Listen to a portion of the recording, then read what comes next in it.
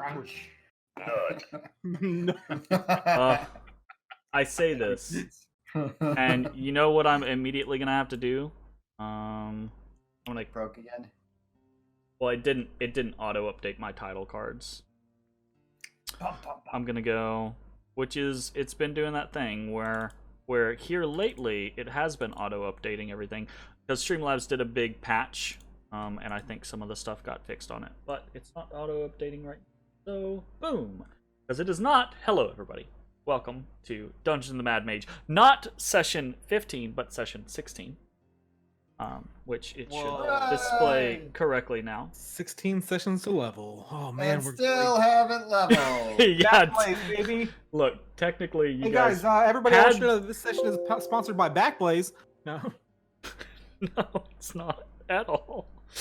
Oh my goodness. Also, Domino's. Woo! Not Domino's either. Music. It's not sponsored by anyone. But we are still happy to be here. The local Domino's may have sponsored me. Okay. It did not, but it could have. Well, there you go. How's it going, everybody? You guys... As a note, I'm accepting local sponsorships.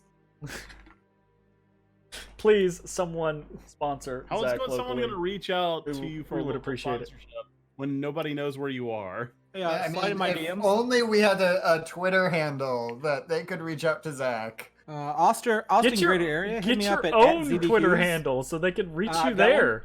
At ZD Jeez. Hughes. Slide into his DMs. All right. Oh yeah. Giggity Let's play some Dungeons and Dragons before we slide off into the deep end. Right. Right. Greater Austin area. All right. So, previously on Dungeon the Mad Mage, after having defeated the goblinoids of the Big Ear Outpost and having had a magical encounter with Halaster Blackcloak, the party plundered the spoils of the two Etten leaders. After that, and a bit of exploration, the party decided, at Haloth's pressuring, to head down to the second level of Undermountain. And so the party took their first steps into the level known as the Arcane Chambers. And what they found there may have been a bit surprising. An entire goblin market play acting at the civility of Waterdeepian lifestyle, run by a strange but tall and handsome man, aptly named Yek the Tall. They also found... so tall. He's so tall. The tallest. They also found one Copper Stormforge, a member of the Fine Fellows of Daggerford, and accomplice to the murder of the party's new ally, Haloth.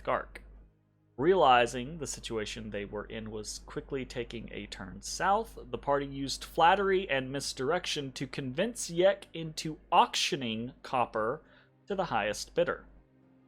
Doing this endeared the party to the simple but well-loved leader of the goblin market, an endearment that hinged on the party's continued recognition that he was Yek the Tall, and all the implications that went with it. Now, the party finds themselves in a situation with a murderous revenant, hell-bent on revenge on one hand, and the shaved, manacled dwarf who helped him get there on the other. And that's where we find ourselves. So Yek and his entourage, right, of bugbears. Oops, sorry, I'm moving Copper instead of Yek. Let me kick everyone over here real quick first. So everyone should be back on the level. I'm going to kick over on the roll 20. So, and let's kick over to the music for... Here we go. Alright, so... Yek and his entourage of bugbears are leaving, right? The rest of the goblins are dispersing. The goblin masons or architects, right? They are still around. Men. I was gonna say, do you mean the 4 men? Yes, the 4 men are still around, but they're being careful to avoid you, right? They're kind of getting out of your way. The three actual construction workers are off over in the corner now, splintering apart some of the mangled furniture that's in a pile over there, right? So they're not really paying attention to you right now. And then the 4 men kind of move off to the side out of your way. And Haloth is just like seething, standing there seething, looking at Copper. You mean hammer, nail, and butterfly joint? So, Did Haloth, do I see on Haloth if he actually found the mace for himself? he did. He ended up buying a mace, which I'll need to edit his character sheet. Oh, you bought a mace. Cool. Do you have my sword? I treated that. No, it's at his side, right? Oh, you still need it? What he Actually, hold that thought. he's not responding. Like, he's not paying attention to your inquiries about the sword. He's just seething and clenching his fists and staring at Copper, like Bruce Banner. who is kind of like, yeah. he's got this ball gag, right? And his eyes are just wide, and he's just looking back at Haloth, and his nostrils are flaring, right? He's just doing that. Yeah, that makes sense. I'll ask later. Right? As Ezra will use his mage hand to remove the ball gag. It's screaming. It's like intense screaming. That's Like, what I'm he screams twice and then he starts yelling, "Keep him away from me! Keep that ghost demon away from me! What the fuck? What?" And he's trying to like, he's manacled, right? And he's bound both hands and feet. But he's trying to like shimmy away along the ground. I'll walk up to him, and then I'll crouch so that I'm kind of like level eye with him. You do the like on your haunches thing, Yeah, right? I'll lean and I go. So, I'm assuming you're aware of what that is. Do you know what that is? He says, "It's a bloody fucking ghost is what it is! He should be dead! You should be dead!" Yeah, eyes. You're right. Like, so he's panting, right? He's out of breath. He's exerting himself, trying to like struggle across the ground, and he's just in terror. So he's kind of got that shortness of breath, like erratic beating of his heart, anyways. And it's visible on his whole. Like, Copper, even in his like best dressed, hale and hearty form, he's not like he's not a good looking dwarf, right? He's got very tough, leathery skin, like he's seen a lot of work, like he's been in the sun a lot, right? And now that it's all like all his facial hair is shaved away, right? He's just got these scratches and scrapes and horrible like razor burn marks all over his face because they were not exactly gentle about it. But he's got these kind of jowls that kind of hang with these loose clumps of skin around his very square set jaw, right? So he's kind of half blubbering, and the whole thing's kind of like shake when he's yelling, right? That, my friend, is a revenant. There is only one way those can come into existence. Horrible people do horrible things. And that's how that happens. So, okay. As you say this, two things happen.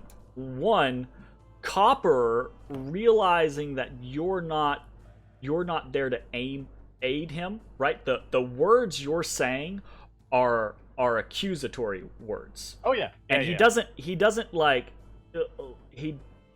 one thing immediately, right? He doesn't try to defend himself from your words, right? Okay. He doesn't start pleading with you. He doesn't start saying, so there's immediately like this recognition that he knows what he's done. Right. But in his mind right now, that's not the problem. And your words aren't really registering much to him. What's registering is that this thing that should be dead That he is killed not a week ago. exactly right. And now that the way you're saying things and the way you're approaching this, now he's starting to try to scrabble away from you, and you're with it. You're all. And he looks at you, and then he looks at you for like the first time. Like his focus had been on Haloth this entire time, but now he actually like takes you in. You're all Blightspawn demons. You're all and he starts to freak out. The second thing that happens, right, is and you're probably less aware of this. Matashtai, Bones, and Ezrah, you're probably more aware of this. Like Haloth is his fists clenched at his side, and he's so tense that his whole body is trembling. But as Ashes starts to explain what he is and the process, like they're only created when evil men do something evil, right? That type of thing. That shaking in his body, it starts to die down. Hands are still quivering, right? But it's not just like the furious shaking. And you see his set jaw, right? And his sallow skin, right? He cocks his head just slightly, as if like he's hearing Ash's words for the first time. And there's just this moment where his focus is, in this instance, not on Copper, but on Ashes. If I notice that, yeah, you absolutely notice it. Matt would reach out a hand, kind of rested on Hala's shoulder, and he's just kind of feeling, not saying that anything, just like giving that reassuring the reassurance there. Just that stabilizing factor. Is that what you're kind of going for? Yeah, because Okay. Matt's acutely aware of Sure. the feelings that Haloth is probably feeling right now. Okay. So what I need to know is I need to know how this situation progresses, right? So whoever wants to take the next step, by all means, have at it. Well, I have an idea. If you guys will allow me to Go on with it. give it a shot. So I'll actually walk over to Haloth real quick, Sure. and I'll ask for the sword he has, since he has a mace. So he's staring at you as you kind of like turn off your haunches and stand up and start walking. Copper continues to kind of like slowly squirm backwards and puts his shoulders up against the base of the auction, right? Mm-hmm. And he's kind of like trying to like push himself up into a more kneeling position rather than standing or crawling, right? So Bones, do you like start walking around to the other side, make sure there's no I'll move over there. Yeah. Sure. Okay. Y'all think that maybe we should do this elsewhere? Well, so while that's happening, right, before we start jumping to other things, Ashes, you walked forward and you ask Haloth for his sword, right? My sword. And Technically Bones' sword. yeah, technically Bones' sword, but the sword that he has is in his possession. And Haloth is, for this moment, entranced by the situation and by your words. So kind of like not really recognizing what he's doing. His hands move to his side and he unfastens, right? He has the sword in it didn't have a scabbard, did it? Actually. No. So he has it in this kind of like loose thong at the side of his hip, right? Not that kind of thong. And so he kind of like untwines that and just Everything's that hands kind of it. thong if you try hard enough. Is it really? And Yes. as he hands it to me, I look at him, try to give him a reassuring look as best as a tiefling can. So like you realize these are fleeting moments, and as he hands it to you, his eyes kind of like they begin to space out a little bit, right? Mhm. And you hear his teeth kind of grind as he almost like resets his jaw, and his attention begins to divert from you back to Copper. Yeah. So, I'll tell him, just trust me. And I'll take the sword, and I'll walk back over in front of Copper. And so his hands are bound behind his back, correct? yeah. Okay. So I'll take the sword and lay it at his feet, and I'll tell him, well, you're about to have to deal with the evil that you've wrought. And you have two options. Either you fight him, as you are now, or your hands are untied and you can fight with this. What determines that is if you tell us where Midna is. I'm gonna whistle at the foreman and be like, boys, you want to come this way, roughly? So they're starting to like they kind of like do the press against the wall and file out of the room. I'm gonna Right? like escort these boys away across the stage. But they don't like go far, Bones. You notice like they just kind of like go out and they're all like peering out the entryway. Yeah, these other goblins will kind of like come. Well, they'll come down. Like they won't go the other direction. They'll just kind of like go down in that hall and kind of like, you know, all crowd around. And you start to hear this kind of deranged sound. Just hey, hey, what's going on up there? Don't ignore me, you fucks! Hey! Right? So.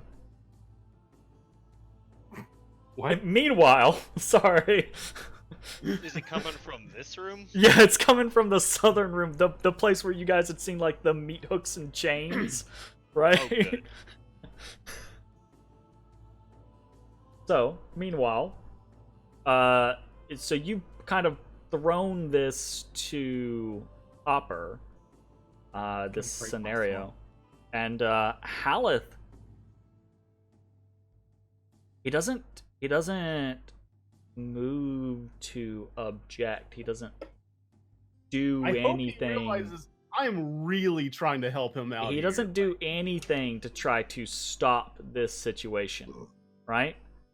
He's just staring intently. Now his attention kind of divided between you and Copper.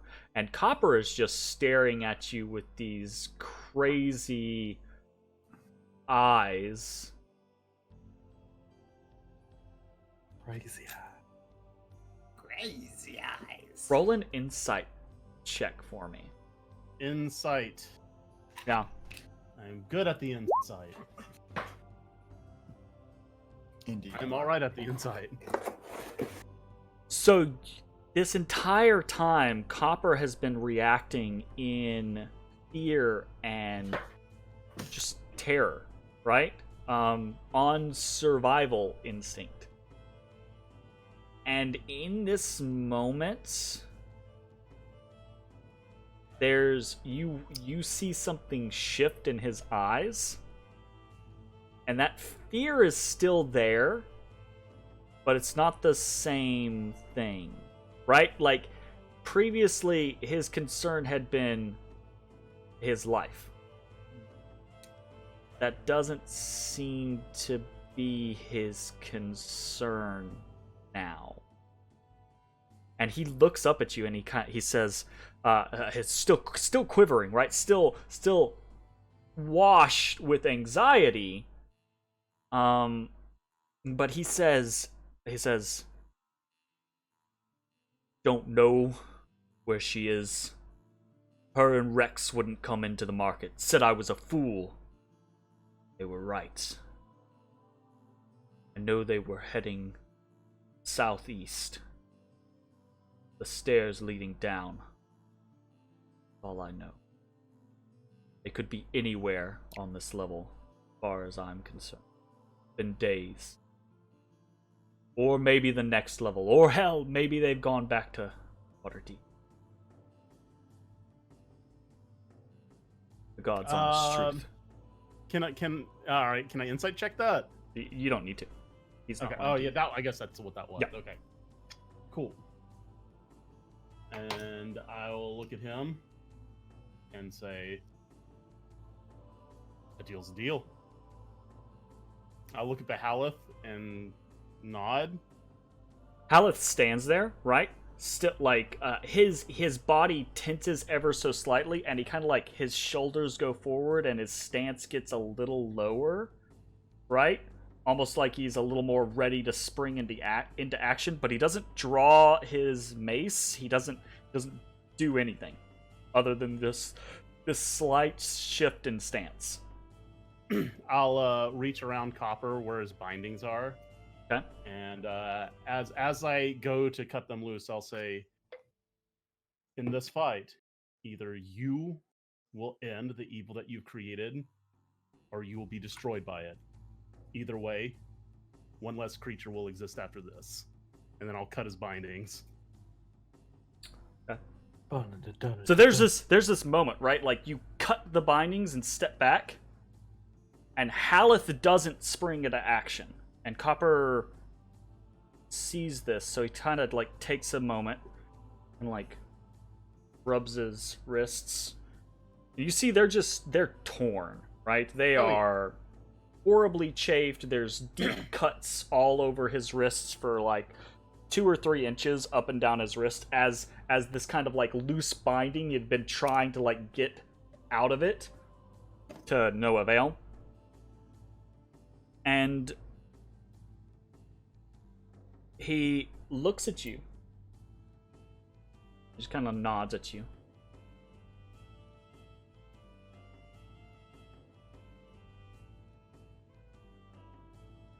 He looks over at Haloth and he says, "You know, I never liked taking orders. Why, you were always such a cunt." And he spits, and he grabs the sword, and he throws himself upon it, and pierces himself through the heart and dies. What the fuck? And the entire time, Haloth just kind of like stands there, like tensed at the ready, and like so. There's just this moment, like Copper just like throws this out, and then grabs the sword and just falls on it. He commits Sudoku. And Quick, do the samurai head part of the Sudoku with your hammer. I'm not gonna be his other. Not you. Him. no, like Haloth doesn't Oh, move. yeah. Haloth just Yeah, with the weapon. watches, right? And Copper falls on his sword, and it kills him near instantly. But a pool of blood begins to kind of like form out from his body, and Haloth just kind of watches it for a few moments. And then he begins to move. Yeah, use your vampire magic to bring him back to life and then kill him And again. he walks over to his body, and his shoes just barely touch the pooling blood, and it begins to kind of like form around his feet, washes outwards, and he kneels down and he starts to pat the body down. And he kind of like Slurps up the blood. turns it over, right, slightly, like rolls him on his side, right? Keeps patting him down, looking for something. And he kind of growls in frustration, right? He says, Fuck. It's not here. She must have it. And he keeps like he keeps patting around, just kind of like cursory, and then he seemingly finds something, right? And he reaches into Copper's pants, like down the backside. Oh, come on, where's the nut button now? And and he pulls out this kind of crumpled up piece of parchment that had been tucked down Copper's pants, down his trousers, right? Yeah. Nuzzle wuzzle. And he kind of like tosses it as you're approaching, right? He kind of like stands up, you know, the blood still pooling around his feet, and he kind of like tosses it over to you, and he says,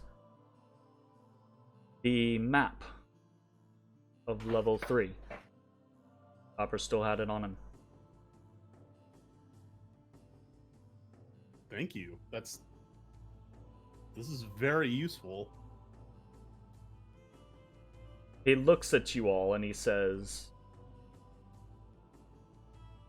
he looks at you all, and mostly he's looking at you, Ashes. He says,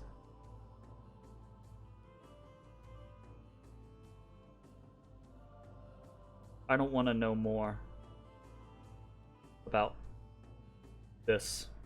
Kind of like gestures towards himself. "And I don't know why you're doing what you're doing.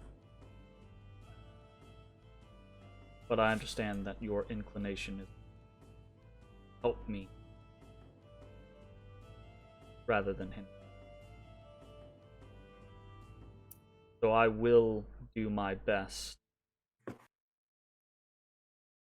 to resist urges that I have. I understand that whatever I am now does not exist by the same rules that you all." Shit, you gonna let us rest? He says, "You need rest. I cannot promise that I will be here when you return. But I can try."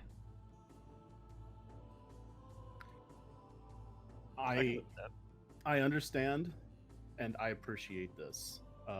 We do have to rest. We do have to restock, but we will be back. Kind of nods.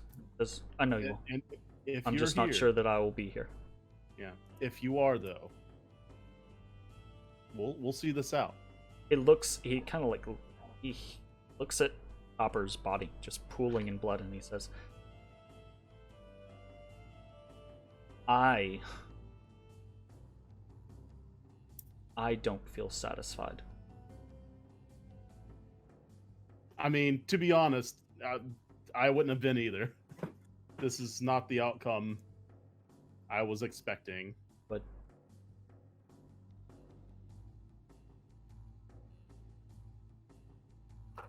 I've been a man of the cloth my whole life. So, always been more of the action-oriented kind. That's why I'm down here. But revenge has never been my forte.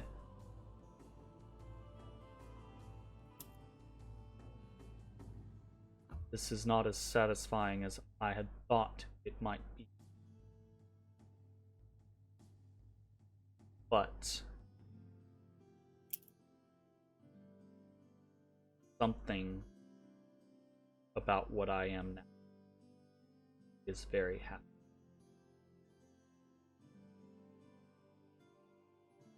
I think that means.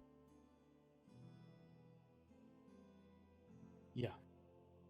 Well, if you'll excuse us, we'll part ways for now, and hopefully, I'll kind of look to the guys. When are we planning to be back? down here? I don't know, like what, 2 days, day and a half, 36 hours ish. Enough time to rest and Roughly. head on back. And I'll look to Haloth and nod. I want to see the people that did this to you brought to justice as well. I want them to account for what they did. At you.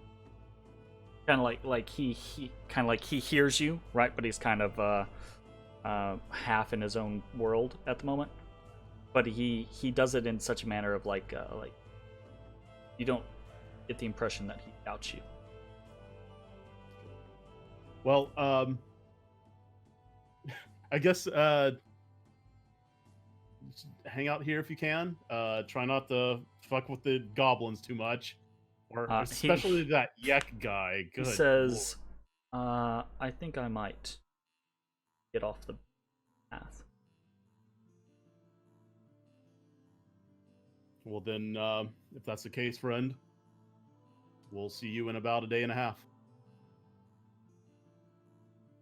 I'll touch you. We'll see.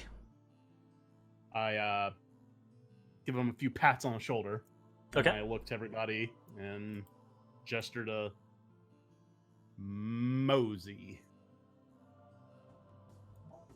Hey, you might want to leave a sign, leave signs, so we can find you again. He says, "I don't plan on going far, but if I do, I'll try my best." Sure, sounds good. Okay. I go over here, I give one of the 4 men 1 gold, I say. For the cleanup. Sorry about that. I'll pick up the sword that Copper fell on, and I'll give it a little flurry, and then put it in the crook of my elbow and clean it off, and then I'll walk it over to Bones and give it to him. Gotcha. Bones, the goblins that you hand the gold to, you kind of like squeeze with it, and as you're kind of like walking away, you hear them. Well, they would be talking in Goblin, so you wouldn't really understand them. So, but Ashes, since you're kind of walking over there to hand off the sword, you'll catch this as the two of you kind of walk away. They start giggling about getting dinner and paid at the same time. Oh shit, hey, wasn't there something down south? Somebody screaming about something? Oh yeah, there's a dude. Do we down want to in look the at that hook before we room. leave? Take a look at Hook Room. I mean, you know. Yeah, let's look at Hook Room. Oh, it's a goblin. Surprise. Okay, so if you guys filter into Hook Room, Filter! what you actually see are Hooks? 4 iron. Is it gibbets or gibbets? I asked this last time. I think it's a gibbet, because it's a gowl, isn't it? I don't remember. There are 4 iron gibbets hanging from chains hooked to the 10-foot high ceiling here, and they hang empty except for one right here, this one in the corner that holds onto a wailing goblin. The left side of this goblin's head is shaved, and the right side is done up in a mass of tiny braids. Okay. The clothes of the goblin are torn slightly, though it seems to be from wear, not from torture or anything like that. Though the goblin does look emaciated. There's a tattoo on their left cheek of what might be like a unicorn, or at the very least like a weird centaur, right?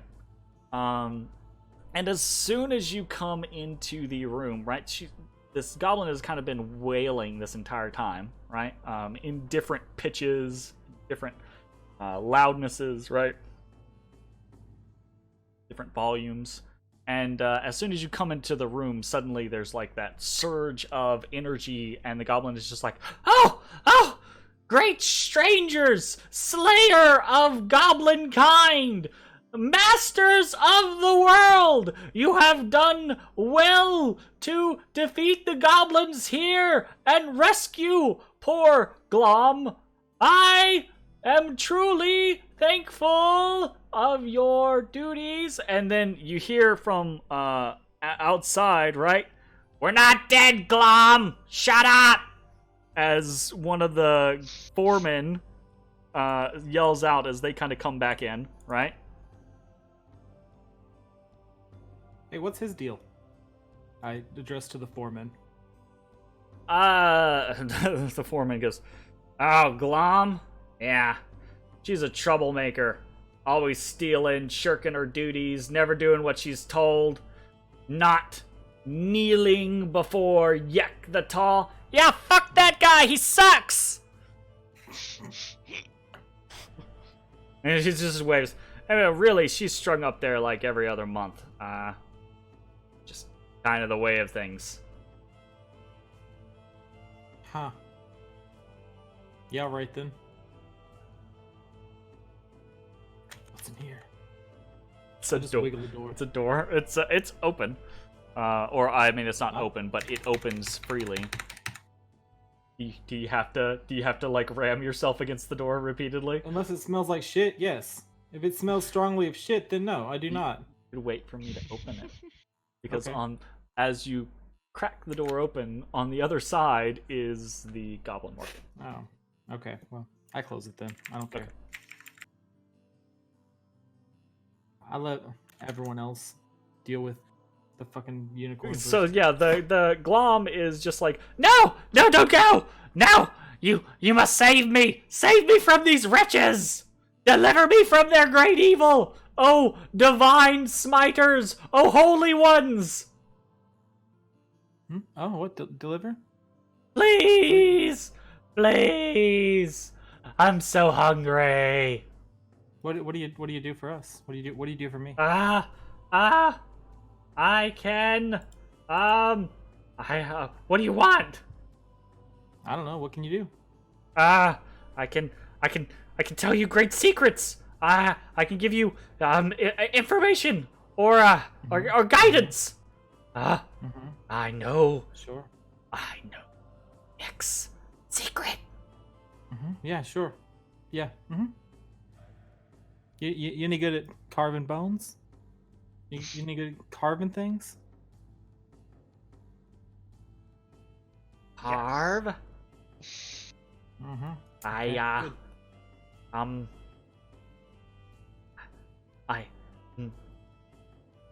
no, but I can find bones. Yes. What kind of bones? All kinds of bones. Bones of every shape and size.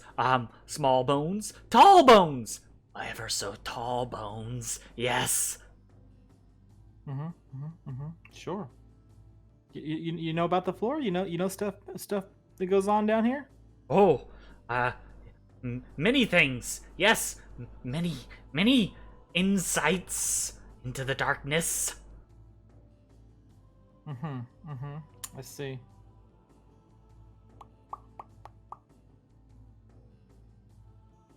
I turn back to the foreman. Hey, how much for Glom? Or Gob, or whatever its name is. Do we really need to buy another person? Oh, I don't think she's for sale. I heard Yek's pretty pissed. She stole his favorite stool, and I think he means to execute her next week. I turn back to Glom. See? Where's the stool? See, they're mad, evil creatures. Killed me for a stool just because he wanted to be that much taller. Where's the stool? What'd you do with it? I may or may not have used it. Campfire? Well, that's real unfortunate.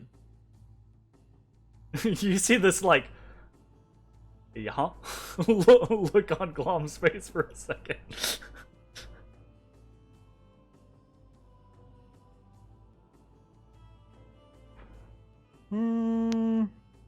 Try not to die for like, day and a half. Maybe I'll get you out of here. We'll see. What? No! No! Don't leave me! Don't leave me! As I'm leaving, I'll take a little circular path and I'll sneakily toss her a ration. Well, something from a ration, because a ration isn't like it's not like a Jetsons pill. It's I was like picking a picture of ration like a lambdas bread. no Like rations. a Rations are cookie. like dried meat and fruits and like chopped up vegetables and It's like trail mix hard. and jerky. Yeah, it's like hardtack bread and stuff like that. Sure, but it's not like Forgotten Realms has discovered the secret elven lambus bread, right? They've got doesn't- no. MREs. Just you're just like Someone really Well, needs to get it's on definitely that. much I really more- thought they were all lambdas bread. It's Every single absolutely ration. much more in line with like an MRE than it would be like lambus bread. It's just like it's all dried meats and fruits and vegetables and breads and things like that. But or like hard cheeses or things like that. But your rations are food. Like it's actual food. That's why each one weighs a pound. You know? I thought it was just really dense bread. Lambdas No, bread. no. No, Lambda's it's bread a is not that dense. it's a pound of food that you're carrying around because you gotta eat food. Okay, well, So you whatever toss then. her something from a ration, right? Like a piece Sure. of jerky or a radish or something like that, you know? Yeah, whatever. Something to not die. She like, cause she's chained up on this fucking gibbet, right? She Yeah. actually kind of like twists her body and expertly like catches it with her mouth. Fair.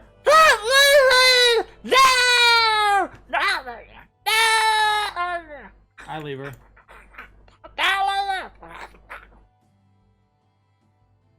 Okay. So you leave Glom.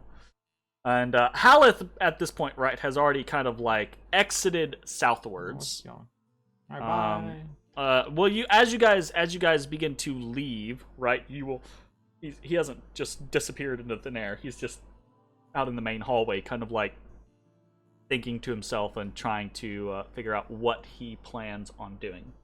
So, what is it that you guys plan on? I really think we should go back, guys. And we should probably get topside so that Bones doesn't miss his appointment, and it's probably a good idea. It's like 12, 1 p.m. Maybe. Yeah. If All right. Whatever. Yeah, it's like midday. Maybe. Okay. Well, fine. That's fine with me. As I'm leaving, I'm gonna tell the foreman. I say, hey, tell Yek not to kill her till I get back. Oh no! Did I lose Jay? Maybe I'll. He's gonna restart. He's having issues. Oh, So okay. yeah, tell Yek not to kill her till I get back. I'll maybe bring him a tall stool or something. I don't. The foremen are like, at first they're like, tell Yak not to do something? We won't do that. And then he's like, you're like, Ask like Yek. bring a tall stool, and he's like, Yak likes tall stools.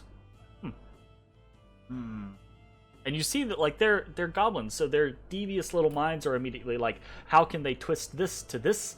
How can they twist this to their favor, right? So you immediately see them like put heads together, right? The foremen, and they're like, oh, they're trying to figure something out. So. Yeah, whatever. I don't care. I actually do not. They can We're have gonna some build glory. a better stool. I would swap to a no J layover, but I always have J, so I don't have a no I think J he's layover. Gonna be back. I'm sure, right? But it was just like me saying, like I don't have a no J layover. So, He's not as dependable as you thought he was. right? What a bitch. Oh no. Okay, so what are you guys doing? Where are you Going topside. Okay, so you guys are heading topside. Go ahead and navigate yourselves back out of the Goblin Market and to the stairs leading up to level 1. You will pass Haloth on the way, and he will bid you adieu. He will wish you well. Adieu. And he will, he'll promise to try to do his best to, control his urges. So, Wow. all right. As we are heading upwards, let's see where we are here. would have no Halash. Okay, so you guys would be coming up to level 1 from level 2. As you are traveling, you are going to bump up the tension pool to a 5. Bum, bum, bum. Bum bum bum. Getting pretty close to some stuff. So, you guys make it to... Ooh, let me swap music to our floor 1 music real quick. Okay, so you guys make it, and again, right, this trek up the stairs, this grand staircase, is about 20 or 30 minutes, right? And it winds, well, it doesn't wind. The stairs are always straight, but they'll come up to a landing, and the staircase will shoot off to the right. You go up 150 stairs, and then you're at another little landing, and it'll shoot off to the left, right? It's kind of disorienting, constantly having to shift the direction that you're walking down this staircase. But you make your way up eventually, and you find yourself back on level 1 of the Mad Mage. And the carnage that you have left behind you, right, is pretty... Carnivorous? No, it's Stanky? pretty rank.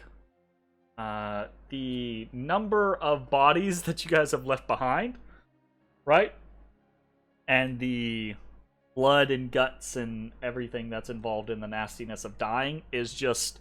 There's just this swath of it in this great chamber, and it's not a pleasing situation to kind of like walk into. And you hear, right, skittering in the darkness, kind of this from the northeast, right from the location of the forge. You kind of hear this, there's something out there, right? Now, it's not... Did we resolve forge stuff? I think we did, didn't we? I We believe found so. Something. Matt found stuff behind the fireplace. Yep. Oh, that was it. Yeah, all the iron and stuff. Yeah. All right, anyway, A bunch last of, chance. Golden spear? Anybody? Golden spear? Golden spear? Golden spear? Golden spear? Yes, I'll go get the golden spear. All right, golden spear, let's go. I'll go get it. Boy. I'm got enough money that I can get Obaya to uncurse it when it curses me. If Are you- that's what okay. it does. Are you actually heading that direction? I'm actually heading that direction. I already you- teleported. Boy. Okay, so, before teleporting, so you guys can get to probably about right here, right past Kung Jung's body. So you kind of have to pick your way pretty carefully through the field of corpses, right? Because the stone floor is slick with viscera, and it's congealed at this point, right? But that doesn't necessarily make it any safer to really walk upon. So you guys kind of have to pick your way through it. You realize you are leaving kind of this field of difficult terrain behind you. just as a heads up.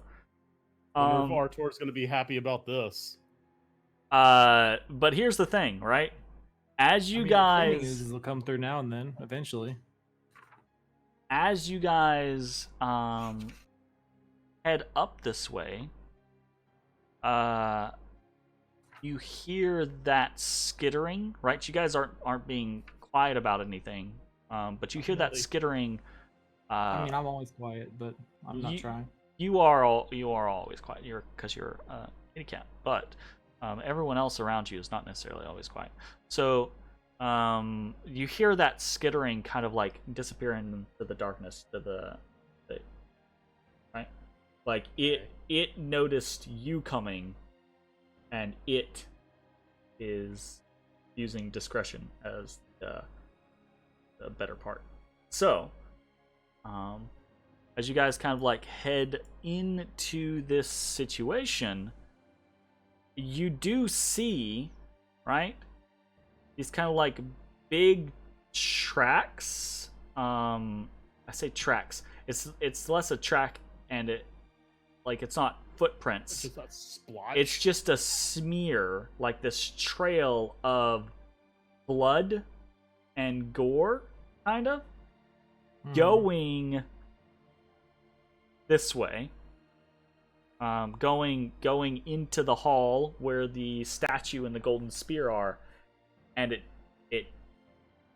dead ends at the statue with the golden spear. Does it leave tracks as if it were like a quadruped or a biped? Can I at least make It that doesn't. out? No, it doesn't. It doesn't leave any sort of footprints. It's just like a slick, like someone dragged a body just covered in blood. Type. Sweet. That's a fucking mimic. There's no way. Well, stick close. I'm not gonna touch. There's no way, dude. I'm gonna. What's the plan? I'm gonna look before I grab the spear. I want to look around, just so it's a dead end. Like this blood trail ends as a dead end here. It has to be here, so I want to take meticulous care to try to figure this out. Take into account the fact that I know what mimics are, and that it might be, if it is a mimic, it's going to be something that Yeah, looks do you just want to like use a my random object. 10-foot pole to poke things while you look around? See if it gets stuck to anything. If you want to. Okay. So as you all kind of very obviously crowd around this thing, well, not crowd, but like ready yourselves around it. Oh yeah, weapon in hand. Oh yeah, we're ready. The statue's mouth begins to move. And it says, Oh, I'm sorry. It says. "All right, look, I know when I've been bested." And then it kind of very cautiously moves, and the spear kind of moves up, and the other hand kind of raises, but the whole thing ripples like water, right? As it moves, like it's gelatinous. It's It's glabby. of questionable consistency. And this behind, so the statue's mouth kind of like opens, and every word is a little more exaggerated than it needs to be, and you see behind the lips that are moving a little bit bigger than they should be is just this row of razor sharp teeth, right? And this thing says, "No need to make this unpleasant." I'm listening. Thanks, evil Cheshire Cat.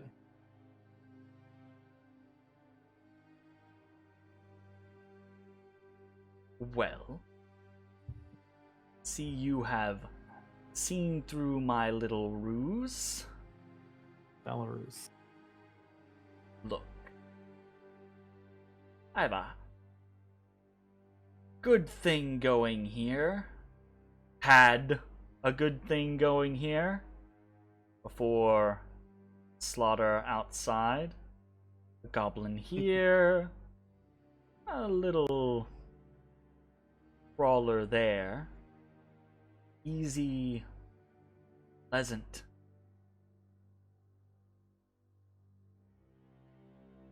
But that is no longer an option, seeing as goblins seem to have been slain. And the whole thing kind of like, every word, the whole thing just kind of like ripples, right? I imagine he's a lot like the smog creature from Ferngully. Sure, yeah, kind of like, but a little less viscous All with yeah, it, right? that was really animated. Yeah, it's more like the whole thing, the whole form kind of like shifts and bubbles, right? Because you can see that it's like holding the thing together, but now that it's like moving and speaking, that it has less control of holding a solid surface, right? So that like apparently takes concentration from multiple directions, right? And this thing says, I don't think we need be enemies. I assume you came back for this? I'll nod. And so you see, he says, or it says, "My apologies." And he kind of like, it kind of flexes its wrist, and that ripple happens. And then the stone, which is kind of like this marble, beautiful marble stone, right? Oh, actually, no. Yeah, no, they are marble. I think they're marble. They might be granite. I can't remember. I'm not going to look at my notes right now. But it kind of just like flexes the wrist, and the separation that was between the hand and the golden spear, that kind of dissipates, and the whole spear kind of like loses its gold luster and goes back to, and you realize it's just an extension of the creature itself. He says, "Just a little trick to entice. I have nothing of value for you. I am terribly sorry." Is he terribly sorry though? I mean, do you want to try to get a read on this thing? I would. Roll an insight check for me. Ooh. What'd I get? 23, which is I very clicked good. the wrong button. I'm on some. I don't even know what page. What do you mean you don't even know what page? It loaded some text page I've never seen. Oh, in response? Okay. Yeah, you got a 23. And you have little to no idea if this thing is actually sorry. It is speaking, Mm-hmm. and it is in the shape of a humanoid. What your 23 gets you is that this thing is alien, and whatever words it's saying and whatever intelligence it is displaying towards you guys and whatever niceties it is using, these are not its normal characteristics. These are foreign concepts to it that it understands because of dealing with people like you. So it's autistic. What? The fuck?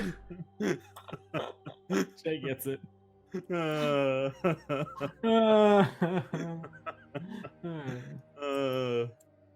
So, it is just definitely probably not sorry, right? But it is using the right words in the right situation.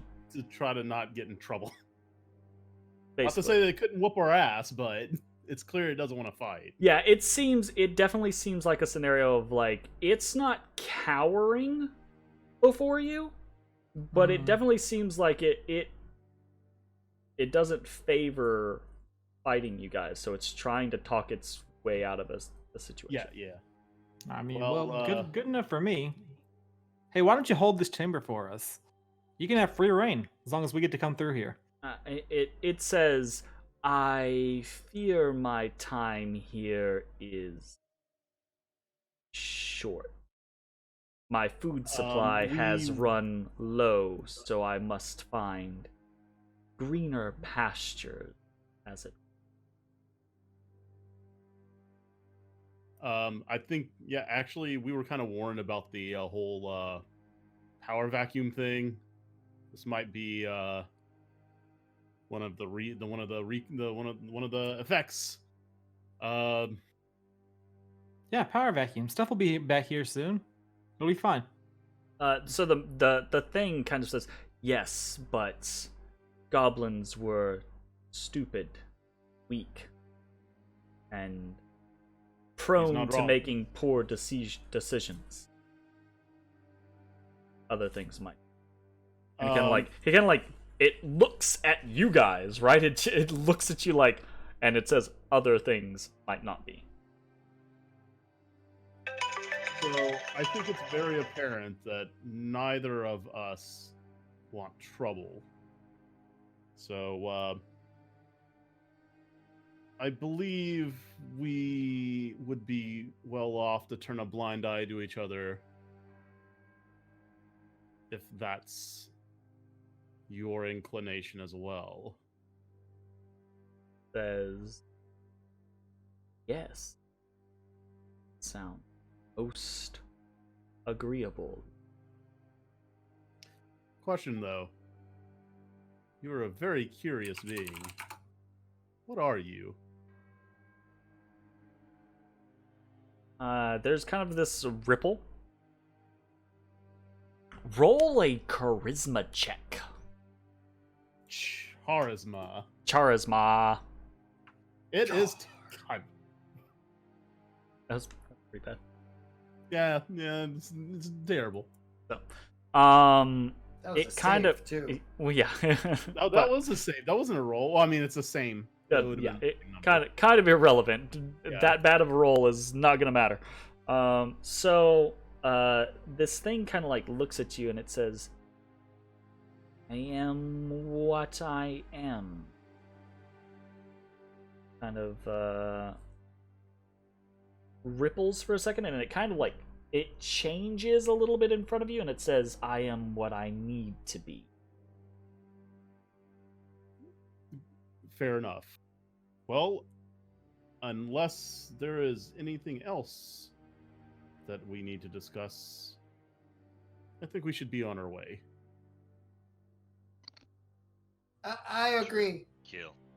That sounds good. What did you just say?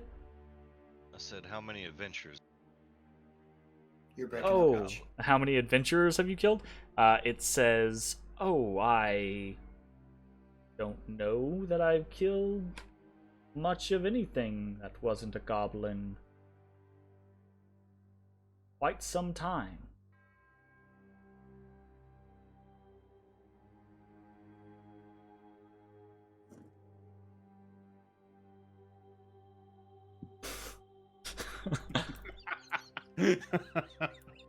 I see the gears turning. It says, see the silence filling the space, right? And realizing that its answer might not have been satisfactory, right? The thing just says, have lived for some time. Asian might have been accosted by what you might call an adventurer, but must defend myself and must survive. I must. And it kind of like, it ripples and it looks like it's looking for the right phrase, and it says, "I must feed like anything else. Yes?"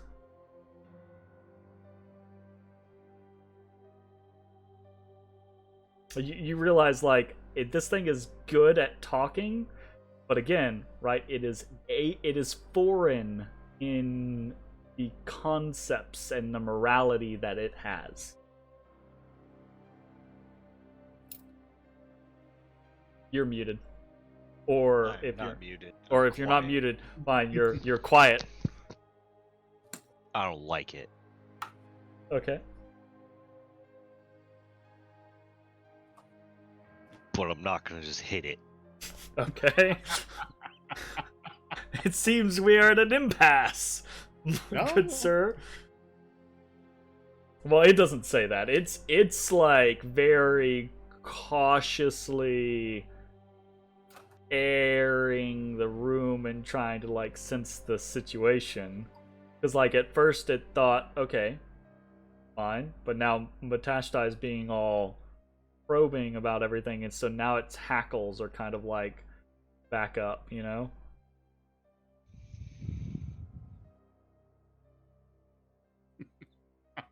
Like this is not a, like, I don't think this is like an insight required scenario or anything like that. Like, you guys, this thing's main concern is its survival. And you literally have it backed into a corner right now. So it's definitely operating off of maybe an appeasement strategy.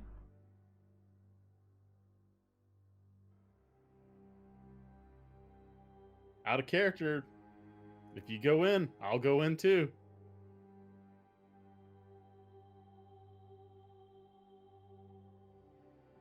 Thing seems pretty evil as fuck. It says, I'm sure I could compensate you for your time. Just a bit ago, you said you didn't have anything of value. Nothing but knowledge. Which is... Knowledge of what? Quite easily lost.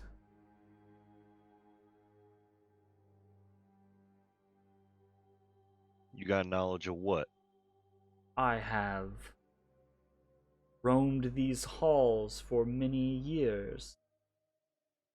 I know of secrets, secret places, secret things. Get talking. It pauses and it says, it turns to ashes. I don't think I like that one. I don't think this one likes you. I feel like there's a moment where it's like you wanna go, right? But it's talking on like a one-on-one situation, right? It's not talking like the 4-on-1 situation. You get the distinct impression there is a moment right where it is 100% obvious to everyone in the room that if it was just Matashtai in this thing right now, it'd be on. Like, let's fucking go. You like it practically like sizzles for a second, like almost as if it's like a hiss or something like that, but it's being just kind of like bubbles and sizzles for a second, like in distaste. You want to go? 1v1 me, bro. 1v1 me, bro.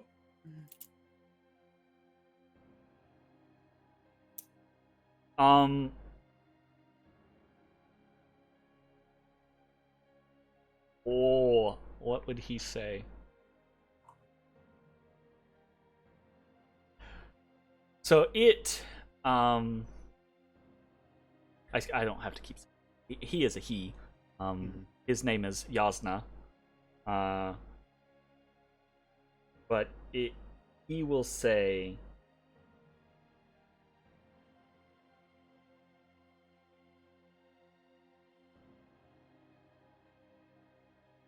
You are looking for a fight. Reason. How many have you killed down here?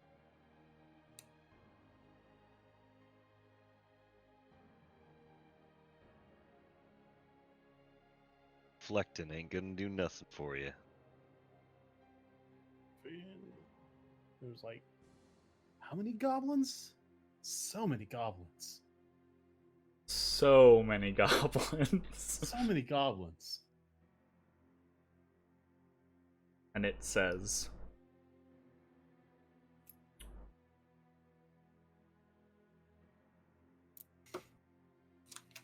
have you pressed the buttons? The map room.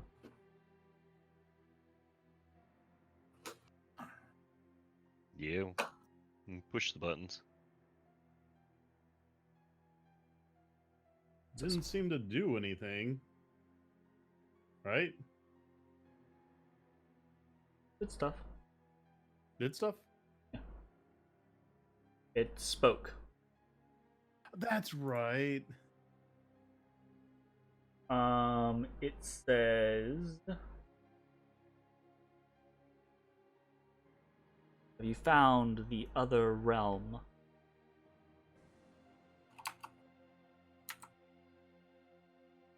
That don't sound familiar. And so it starts and it says, bronze face, Halaster will Oh show. yeah, we found. Never mind, we found that. You can kind of like stop it. It's just kind of like it gives you that sizzle again, right? We're just Like it harassing doesn't you like now. you. Like Ashes, it's fine with, and Bones hasn't said do it, and Ezra's. But you are the Ezra fucking wants problem, to go. right? It says. Then roll a 1d2 for me, actually. Oh, 1d2? Yep.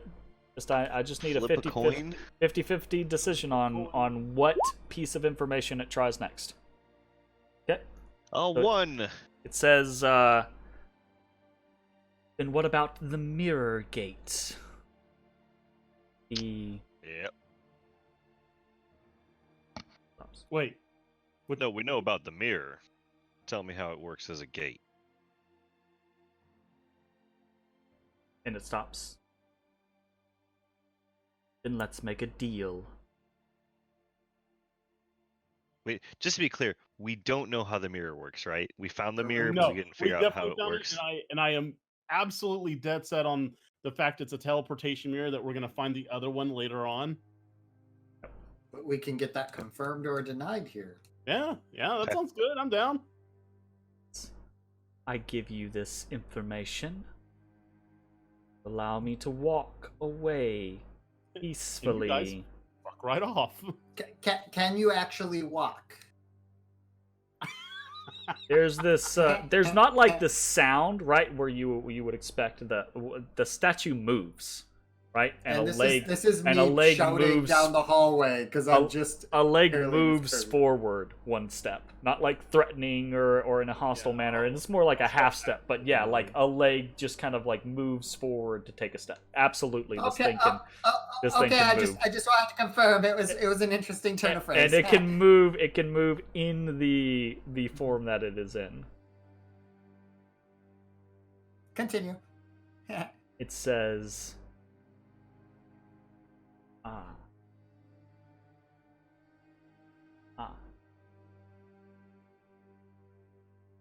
do we have a deal? I look over my shoulder at Matt. I think I can agree to them terms.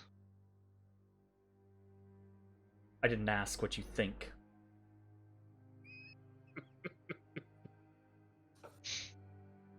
I saw that in measurement. And suddenly Mitch is like, never mind, let's fucking kill it. It's just like, I don't care anymore, fuck this guy. Oh shit. I'll stand by what I said. It looks at you, Ashes, and it says, perhaps you can give a straighter answer. Yes.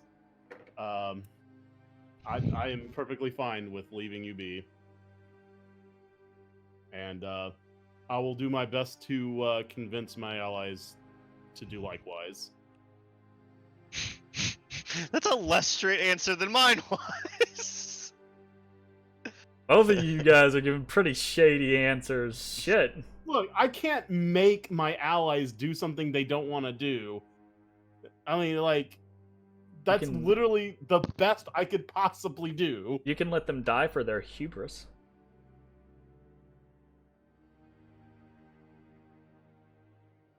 Wow, He's sitting there that's going like, fucking. oh.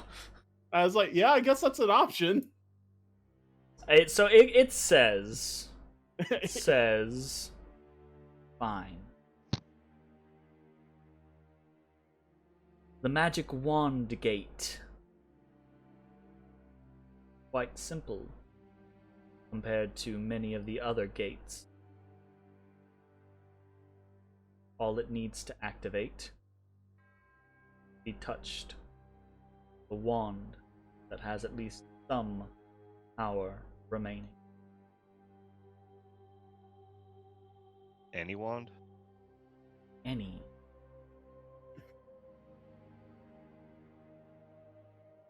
We got any wands? No. Well, I've got this one, but it doesn't really do anything except for make me a little bit stronger. So that might work, but you would probably think otherwise, Ezra. the So- wand of the War Mage doesn't have enough magic to. Well, so the way the creature is describing it is power that is expended. So he's basically He saying. said any kind of magic and one With of the charges, War he Mage. said. So yeah, Oh, I any, can hear any, the charges any thing. magic, any wand that still has some magic, like to be expended, is basically what it's saying. Okay. So it's basically saying you have to expend some magic from a wand to activate the gate. So if you have a wand like a just bonus wand, isn't going to do anything, and a wand that has no charges isn't going to. You have to actually expend some of the magic. We can keep our eyes open for that. So where does it go?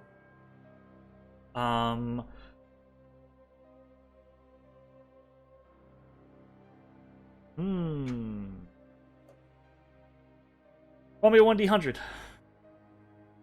Ezra. High, like above 50. Again, we're just doing a 50-50 here. Above 50 is no, and below is does not know. So, the creature it tells you that it does not know where this one specifically goes. It has never taken the gate before, but it has watched others do so. That's why it knows what it knows. And it will say, like all of Halaster's gates, it goes further to Undermountain.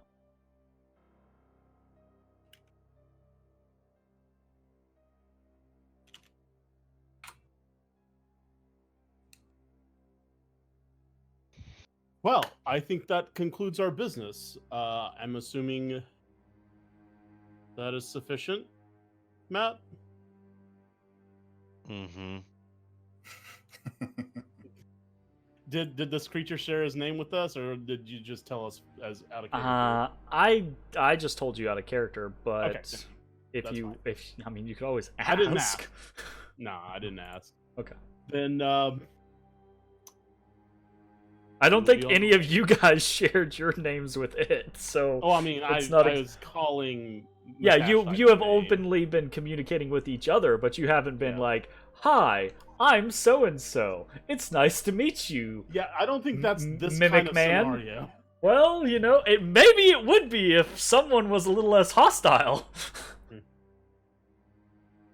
Hmm. Hi, I am Ashes of the Order of the Lichen. Who are you? There you go.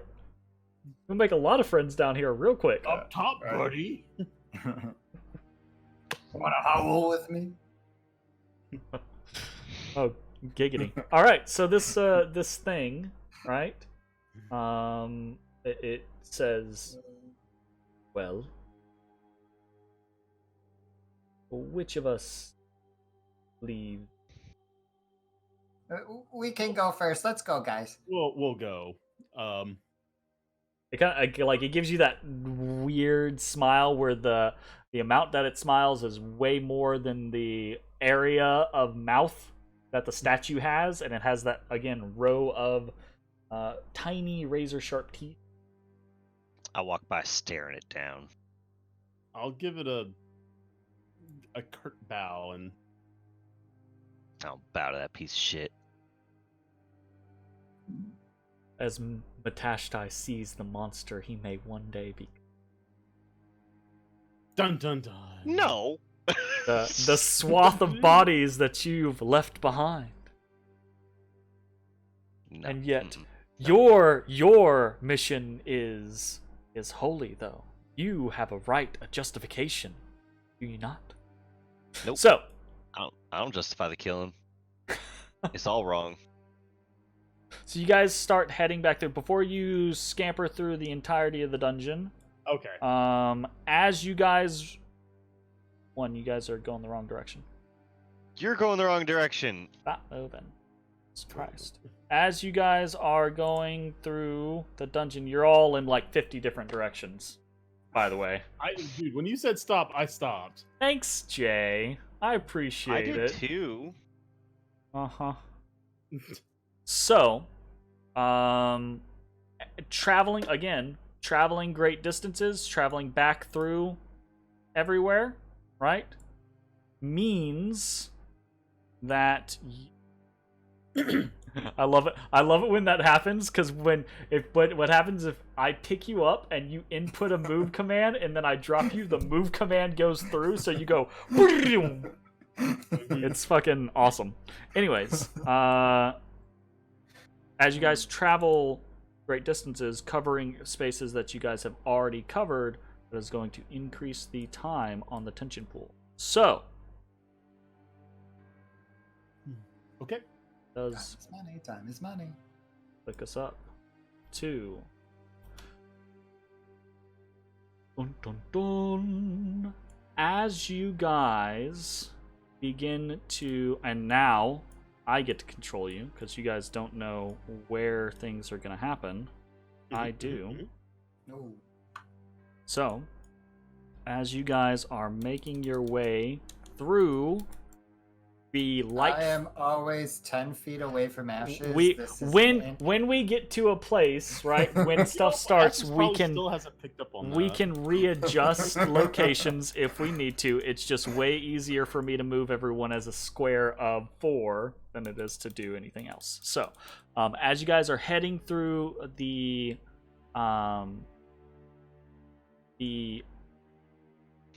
halls of candles, right, the light-filled halls, you begin to approach those big double doors, right, and you hear this little, you can adjust yourself if you need to at that point. You begin to hear this kind of like squabbling.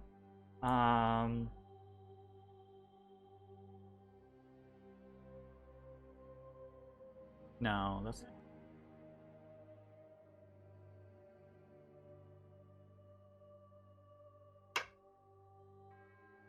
Yeah, no, I'm gonna do that. All right, so you begin to hear this. You begin to hear this squabbling, right? And again, it's in a language none of you understand, but you're beginning to all recognize. Well, not none of you understand. One of you understands, and you're beginning to all recognize. Yeah, it is Goblin, and it is these two voices kind of squabbling back and forth with each other. And un momento, I need to grab something real quick. And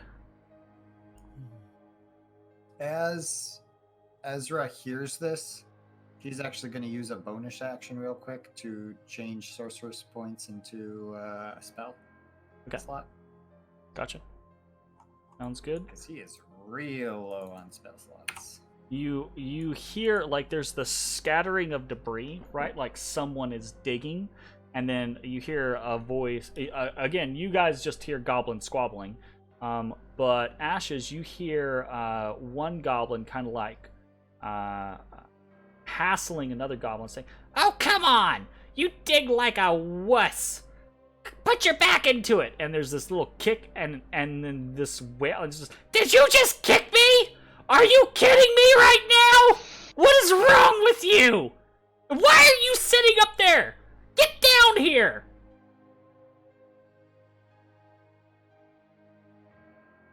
Kind of just want to hang out and listen to this goblin. Right. Well, you can't understand it. I don't care. So, what do you guys want to do?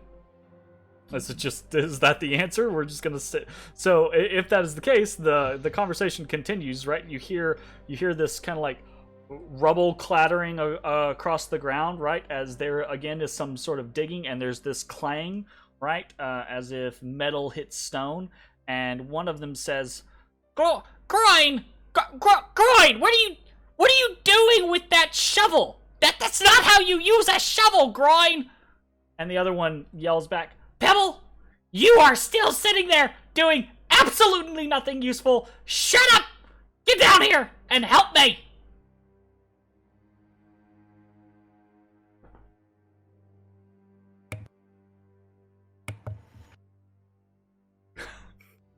You know what? Is anyone going to do anything, or do I have Yeah, to do it? look, Okay, I'm just going to go in. What are we talking? I'll step in and be like, and I'll say in very fluent Goblin, "Hey, what are you guys looking for?" Okay. So you step into the room with the headless statue and the rubble right around it, and you see two goblins. One is sitting up, kind of like partially on the statue, like he's climbed up onto the statue, and you see Sitting the other there doing one jack shit. is sitting there doing jack shit, and the other one is at the base of the statue with a shovel, kind of like trying to use it to like pry things out, right? It's not like digging, but he's like using it to like leverage smaller chunks of rock away from the kind of pile that's at the base of this statue. And it's kind of obvious that this might have been going on for a little while, because there is a little bit of kind of like an excavation that has happened at the base of the statue, enough to the point to where you can partially see what looks to be like the upper facial portion of the head of the statue, right? That is missing now. It's apparently it's They're buried digging in up all the that rubble, head. right? Speaking of heads, the goblins that sit and stand before you are covered from head to toe. Literally, they are wearing them as like helmets, but also they're all over their clothes, and they're hanging from bandoliers on their chest, and there's big sacks sitting. Well, one of them has a big sack. Groin has a big sack, and then there's another big sack sitting off to the side of skulls of various shapes and sizes. Skull taker goblins. Including, you see one kind of like on the chest of the one up in the statue's arms, right? Of this little Kinku skull. Okay. Right? And I mean, you kind of like, what are you doing?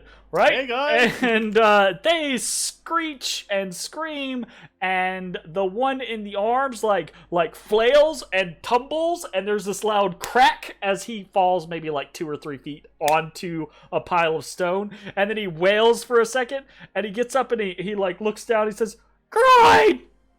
We lost 3! Oh, our babies!"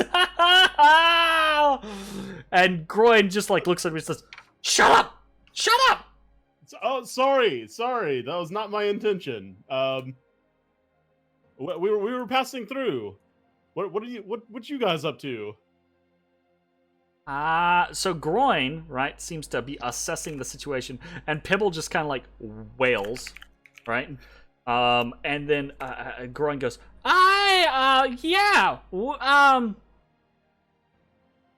"Welcome to Pibble." And he kind of like takes the sack off of his shoulder, and he says, "Welcome." And he seems really unsure, because he's kind of like looking you guys up and down, because he's not sure. He says, "Welcome to Pibble and Groin's Skull Shop." I'll like feign surprise. Skull shop? Like, Huh? What? Sculporium. Try Sculporium. Skullporium! They're speaking in Goblin. That's the thing. Like, they were speaking in Goblin. That was And out of character, damn it. Ashes came in, but I was like, he would totally jump on Skullporium, but he said it in Goblin, so you have no idea what's being said, so you wouldn't know to say Skullporium. So now I'm a little sad that Pibble and Groin are never gonna open their Skullporium. Mad Mage moment, Anyways, not a Matashtai moment. So yeah, like Then- Pibble and then Groin just go, I- "Ha!" then I will suggest the Sculporium, because I do not want to let this not happen. But Pibble, Groin looks at you like, "Sculporium? That sounds stupid." And Pibble just goes whack on the back of his head and says, and like the Groin is wearing what looks to be like this big cat's skull, right? Like it's a large feline skull Mhm. over its head, and it kind of like a the whole Cubone. thing kind of like shakes as he gets smacked upside the back of the head, and he kind of is distracted for a second, and then Pibble's just like, "That's a great idea, Groin! We own a sculptorium now!"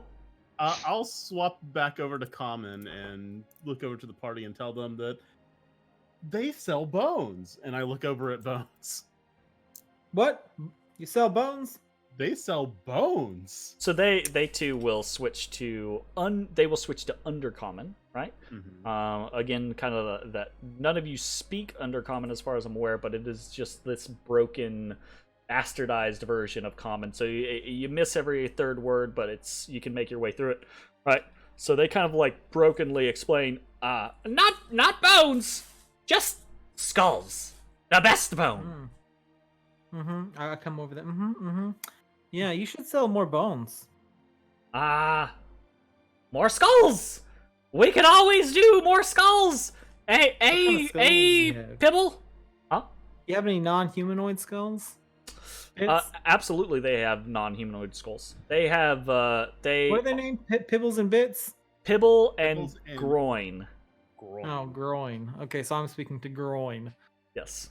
Groin seems to be the more down-to-earth business type, and Pibble seems to be the more flighty, creative one. But Groin will offer his wares to you. Like, he'll show you what he's got. They are covered in all manner of skulls. Each of them is so Groin is wearing what looks to be like the skull of a big cat, right? Pibble is wearing the skull of, well, he's not wearing a skull so much as like he has the top portion of kind of like a ram's head attached to a hat, right? To like a leather skull cap type thing. Damn. Like it's sewn on, right? Sure. And then each of them is covered in mostly like small animal skulls is what they have on them, right?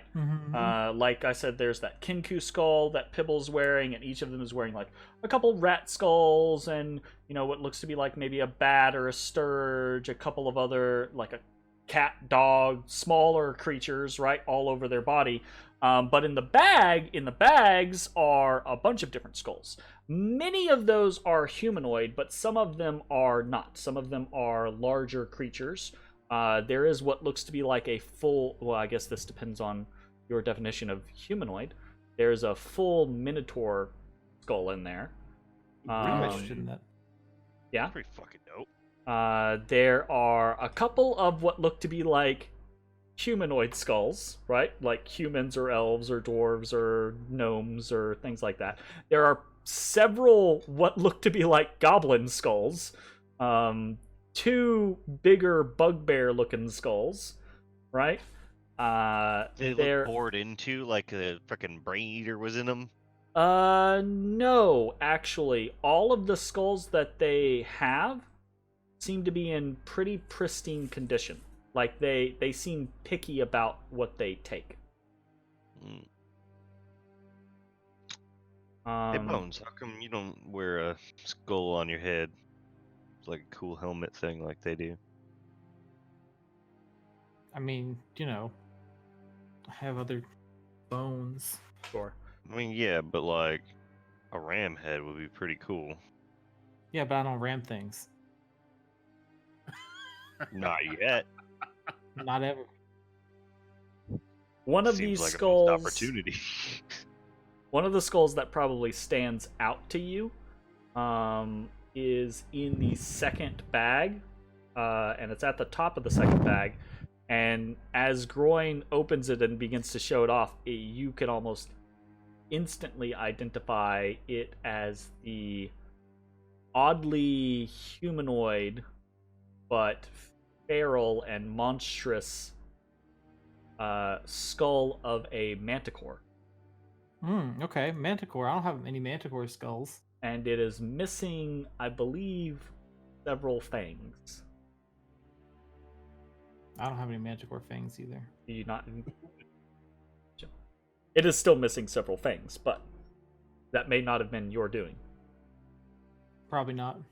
So, but it definitely looks like a manticore skull, or is. All a right, let me pick the most interesting 3 and assess them for quality. Probably the most interesting 3 would be the I'm manticore interested in skull, those. the Mhm. minotaur skull, and probably there's what looks to be like a.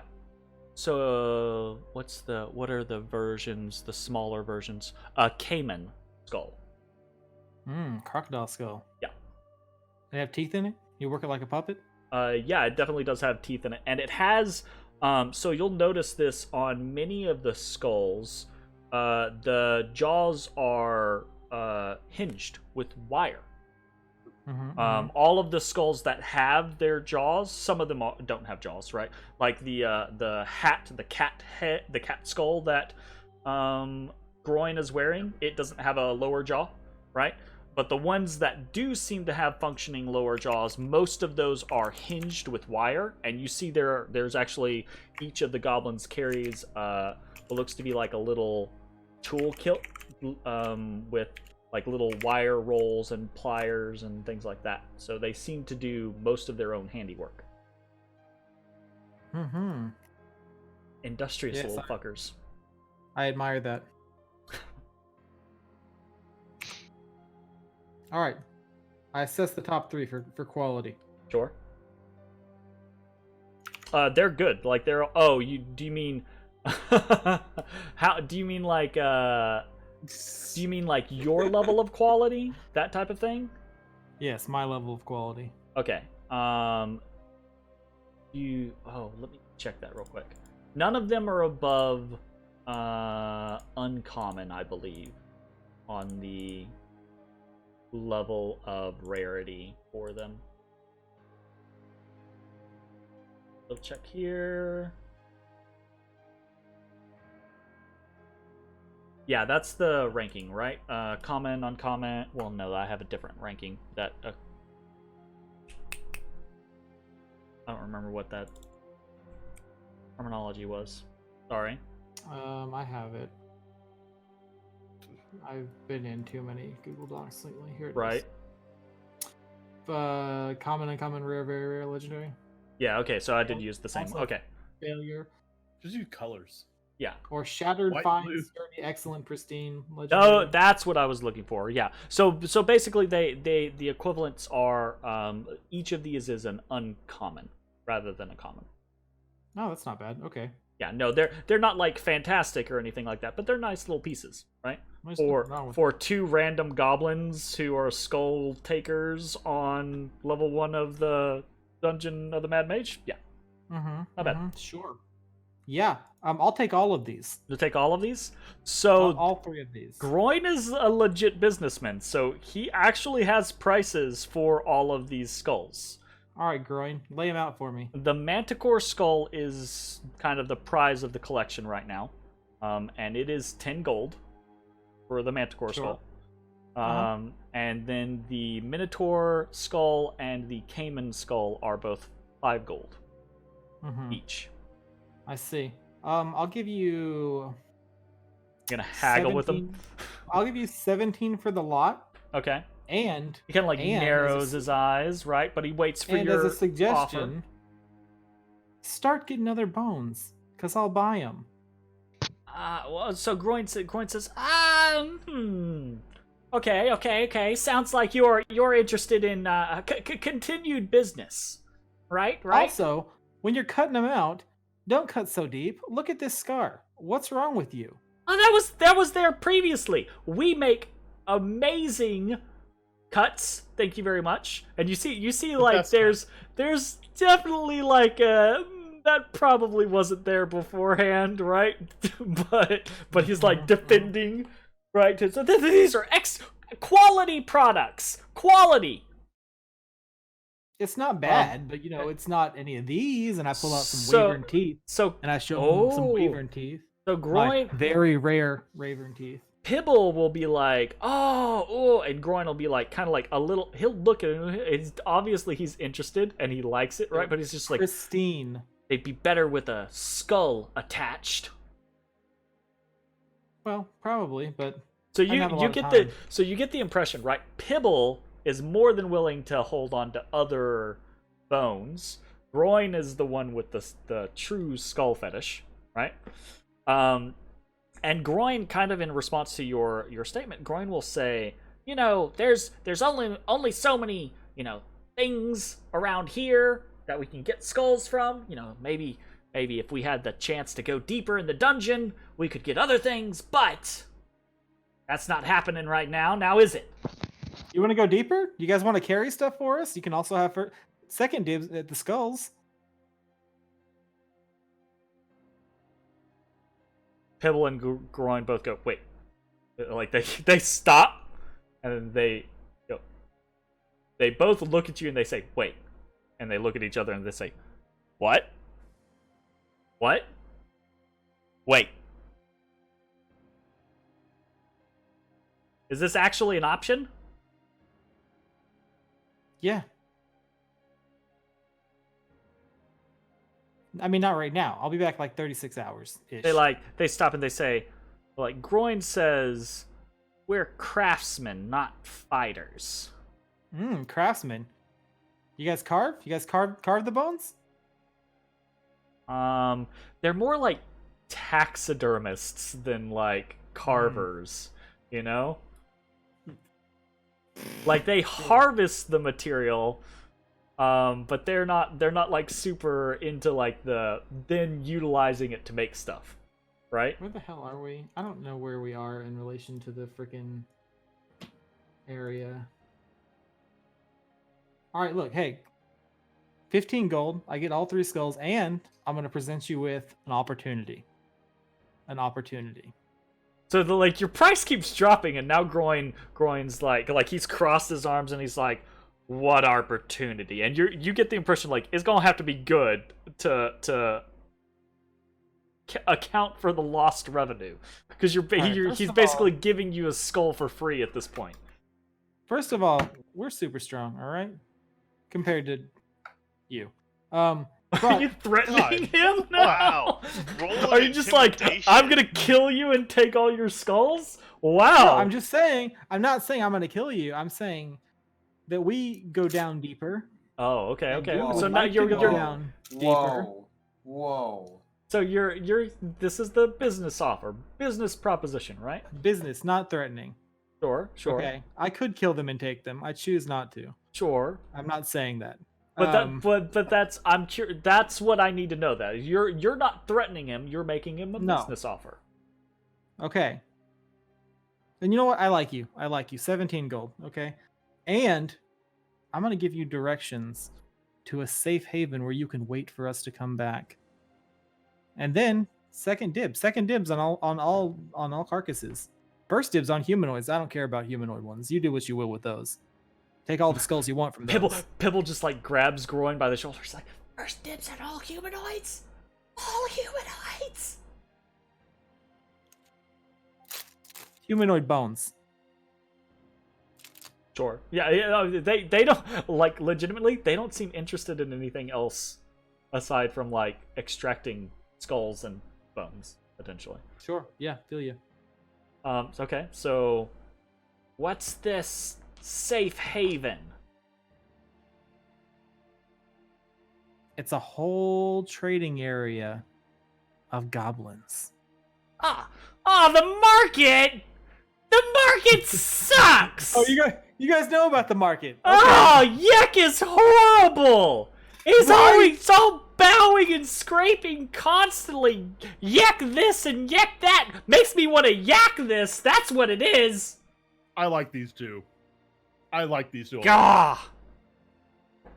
All right, well, you know what? Do what you want. I'm just saying we're gonna come back through there, and if you want to come with us, be way in the back. I appreciate bone collectors. Groin legitimately, and put Pibble as well, legitimately look like they're entertaining the idea. So they will say, right? Obviously, there's more to be hashed out, but they will say that we needed to go to the market to get supplies anyways. We're running low on some stuff. I guess we can head there early and maybe spend a little while. They seem legitimately, potentially intrigued on this business proposition. So you might actually be able to arrange something in a manner of basically they follow you guys, like, not like off camera, right? They follow you guys through the dungeon and they work on things like extracting bodies and things like that. So that's definitely a potential route. Whenever we come back through places, you're gonna be like, oh yeah, everything you killed here before except their heads are gone. Yeah, it's just a bunch of piles of skin and organs. And bones can leave markers on various bodies to say what. Yeah, you guys can like leave them messages and shit like that. That like legitimately, if this is something that interests you, now I'm pulling this out of like character. If this is something that interests you, Zach, right, in a direction for Bones, the two seem amicable. Intrigued, right? Definitely amicable. You might have to do some business finagling, and they seem Groin at least seems like he's a little bit of a haggler and maybe a shrewd business partner potentially. So you might have to occasionally deal with him wanting, some business things. But this is a route that you can potentially go. So if that is said, right, if you're kind of like, so they don't care about the goblin market information necessarily, but Groin is interested in you potentially having a business arrangement. So he will say that they'll go hang out, they'll wait for you a couple days. If they get bored, maybe they'll leave. Right? He kind of like casually is just like we're not just waiting on you or anything like that, right? Trying to kind of like give himself an out. Don't mess with the dude who's gonna be like probably brooding somewhere around there. Just don't talk to him. Don't mess with him. I don't know why you think Hal is just gonna go on a rampage. Yeah, Groin will say that they try to keep to themselves. They're not your. I mean, they're both goblins, right? They both have that kind of mentality, but they're obviously not like your typical goblin. Maybe they're a little more cracked in the head than your typical goblins. I'm not sure. Yeah, whatever. Fair. But so you can. 17? Is that what we agreed on, boys? Yep, they will agree to that. 17 gold. You now have yourself an uncommon Manticore, an uncommon Minotaur, and an uncommon Haemon. Oh. Okay. I'm not sure what you're gonna do with the skulls. They don't make but you can start making some headdresses. You were talking about, like maybe Bones could wear some stuff, but okay. So that being said, Pibble and Groin will kind of like they'll get out of your way. Kind of like a new thing interesting them. They'll stop their excavation, and you guys can continue onwards. I'm assuming out of the dungeon. Yes? Yes. All right. That's the intention.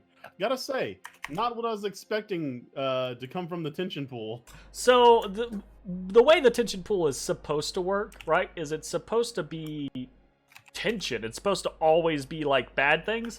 I don't really like that so much. I understand the reasoning behind it, but I think the way that we're going to be running the tension pool in Dungeon the Mad Mage, it doesn't really fit well for it to always be this cataclysmic bad thing. So occasionally you guys are going to get some potentially neutral or maybe even good things.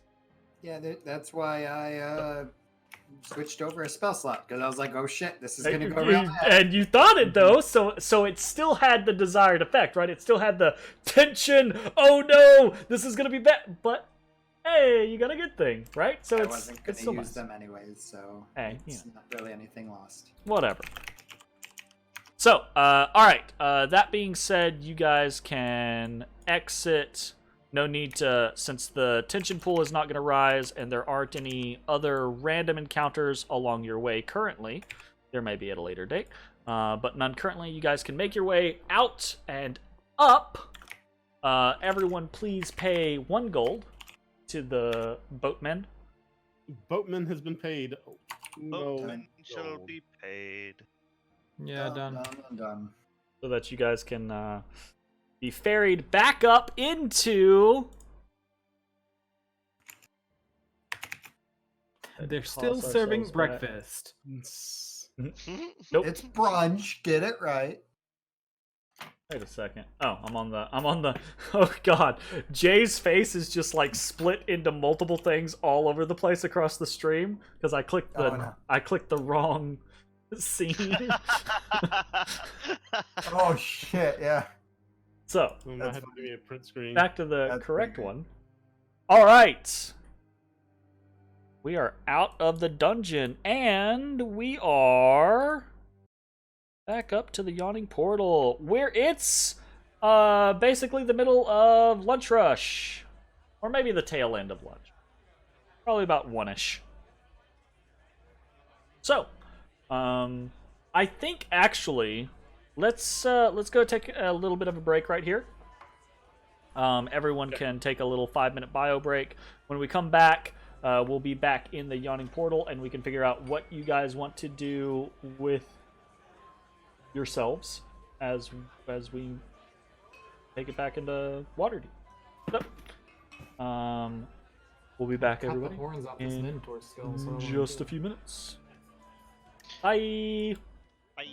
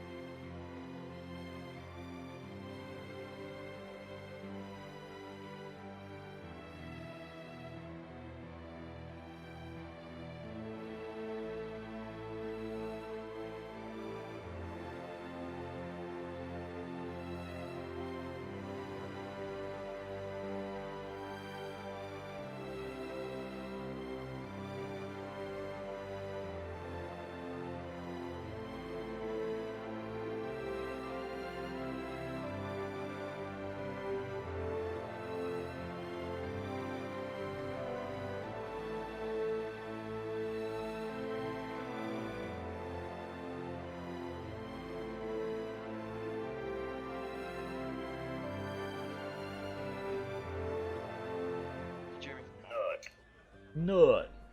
No. Hello, everybody. We're back. What were we doing? Oh, I remember. I had a thought because I was like, I know I have a thought, and then I was like, wait, I don't remember what we're doing. So, thought first, because I forgot this at the time.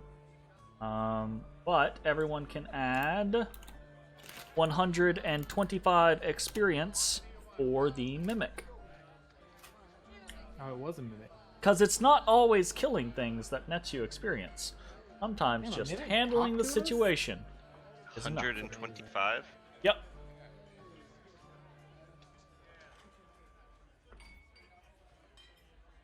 So, How much experience do we get for having indirectly vanquished Copper? none. Wow. But I mean, I'll be straight up with you guys. Haloth is basically a quest, so depending on how you do with Haloth throughout the entire thing, you will get an experience reward at the end. Cool. Like I mean, I don't feel like there's like I'm spoiling anything or I feel spoiled as fuck. mishandling the I gotta scenario be by honest. telling you guys that. I did not think he would be listening to the words I was saying while he was staring at Copper, which is why I just kind of like dumped the whole Revenant thing there. No. It was it was a very But that's a unique great way to situation. just rip the Band-Aid off. Yep. So, you guys come back up from the yawning portal into the open tap room. There is a little bit of a crowd in here. It is kind of the end of lunch. There are plenty of people in here. The yawning portal is one of those, I don't know, kind of like hangout locations slash people tend to eat at nearby establishments when they're working, right? So most of the people that work around here will come to the yawning portal on various breaks to eat. So it always has a little bit of a decent clientele. Also, actually, no, that's not right now. Sorry. Go ahead. What do you guys want to do? Nothing. Nothing. Wonderful.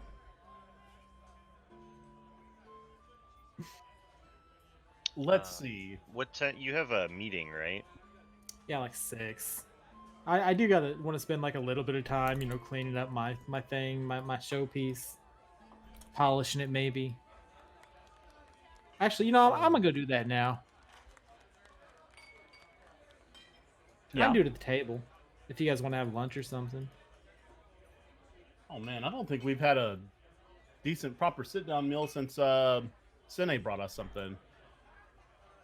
However long ago that was. A day? Yesterday. So not that long? Surely has been a minute. I think you guys It probably had breakfast at Oh, the man, Lifted I haven't Spirits had something before you. nice in a few hours. Yeah, it's you guys live pretty Maybe well. more. Yeah. So. Cool.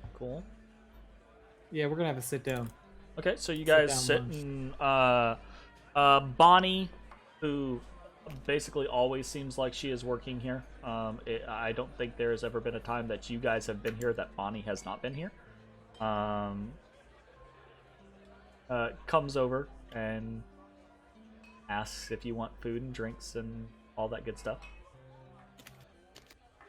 We absolutely do. Thank you, Bonnie. Sure. Do you have anything fish related? Yeah, they probably have a fish stew or something like that they have access to. I'll have that. Okay. So they, everyone toss me another gold, just cursory, because that way we don't. God have to damn, parcel a out everything. gold! Gold for assuming that you guys are gonna get meals and probably a couple drinks over the course of your time. That's gonna cover all of it for each I of you. can't drink. What are you? He You can't just not gonna even drink anything here? drink. I can't drink. Well, sure. You don't drink alcohol. Do you not drink any liquid? I mean, do they have milk? Sure. Yeah. It's part of his Yeah, I'll drink credo. milk.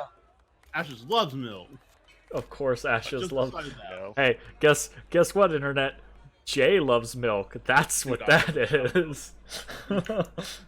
Who loves milk? The quickest way through Jay's I'm heart. gonna project my love of milk onto my character. Absolutely, why not? Right? Cool. Okay. So you guys sit and eat. What's happening? I mean, obviously, Bones is already. You've already said he's polishing his submission, Yeah. right? Fix- Do we have Fixing it up. anything for Obaya to look at? I don't Mr. Beggs think I of do. Holdings. Let's I see. don't I think so. I don't Those have are anything Beggs of on Holdings. me. That seems to be special. The only thing I got on me that I think I'm actually going to pull up here in a minute is the map of floor 3. I'll lay that out across the table. Okay. So I actually do plan on having a prop for you guys next week, but I don't have it right now. Yeah. But it is a very amateur job.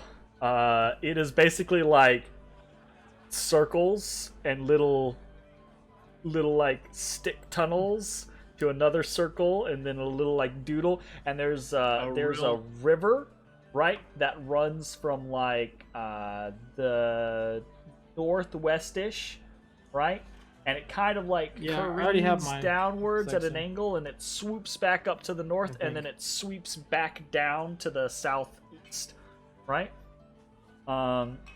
And so there's a bunch of these little tunnels and a bunch of these big, and there's little things marked in the big rooms, right? Like one has what looks to be like this big man, kind of like a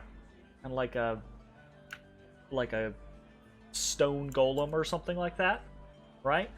And then another one has this what looks to be like this big cauldron, right? And basically what's a witch floating over it, right? Who the hell drew this? It looks like a Fucking Copper, dude. 7-year-old's drawing. I Ezra, hope this wasn't copper. Ezra better will not be use his prestidigitate to remove the gooch stank from the map. It wasn't like up in his butt cheeks, but it was pretty close. So a little bit of freshening Yeah, might be appreciated. Yeah, it needs a little TLC, and Ezra will. Sure. After looking over the map a little bit and kind of getting our bearings of what we're might be getting into, and not seeing that it's super helpful because of how shitty it is. Ashes will actually get up and kind of just schmooze around, specifically to look for information to see if anybody matching the description of Rex or Midna has come out of the portal. All right. Out of Here's my body is ready. Do you know what you get to roll? You get to roll an investigation check, because this is what investigation is for. This is detective work. This is you have a concept, you want to gather information, you want to figure out what that scenario is. This is investigative you ready work. for me to fuck this roll up? Yes, absolutely. Ready? 100%. It's funny thing on my screen, the 3D die is cocked on 1. What did you roll? I don't see it. It says I rolled a 21. Okay, nice. Awesome. Fantastic. Okay, so 21. Yeah, you're able to kind of smoosh your way around the bar, right, buy a drink here or there, and just overall be a pleasant guy. You get a couple of like looks. You are in the City of Splendors, so being a tiefling is not unheard of, right? Or Right, even yeah. uncommon necessarily, but not everyone is used to being approached by such a A demonic creature? such a showy individual, right, as yourself. But no one makes a scene or a fuss or anything like that, and everyone's kind of pretty polite and cordial about stuff. Most people don't even bat an eyelash, but there are a couple of people that are like, oh, well, hello, type, situation. Yeah. But you are able to gather what you firmly believe to be a consensus that neither Rex nor Midna have been seen since they went down about a week and maybe a couple days ago. Cool.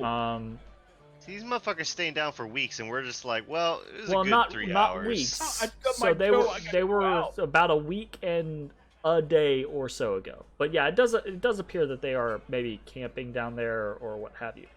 Same. Durnan is able to kind of confirm this for you a little bit, right? That's kind of in your role. Is he doesn't? A lot of people go down there, and he doesn't remember all of them, but he kind of remembers Rex because Rex was kind of an asshole. While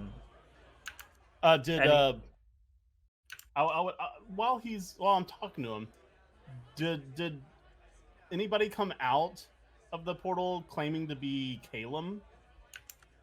The squirrely guy? Yeah. That sounds pretty accurate. Yeah, he came up a couple hours ago.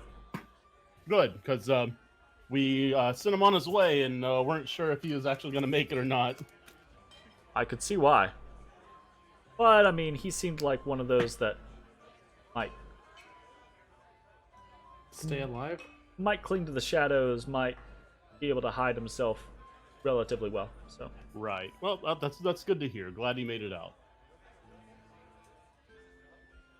he's not around, by the way. He booked it almost as soon as he got up from here. He was pretty Muttering spooked when we left him. Muttering something about life choices and changes. I want to go home and rethink my life. Absolutely. Right.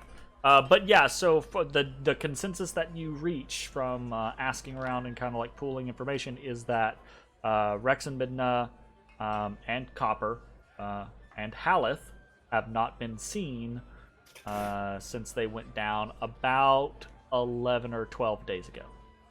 Right. I'll Fair enough. keep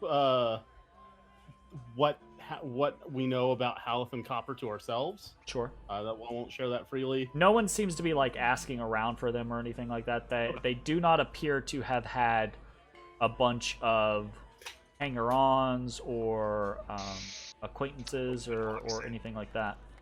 A woman walks in. Has anyone seen my husband Copper? Our Why, children yes. at home really miss him.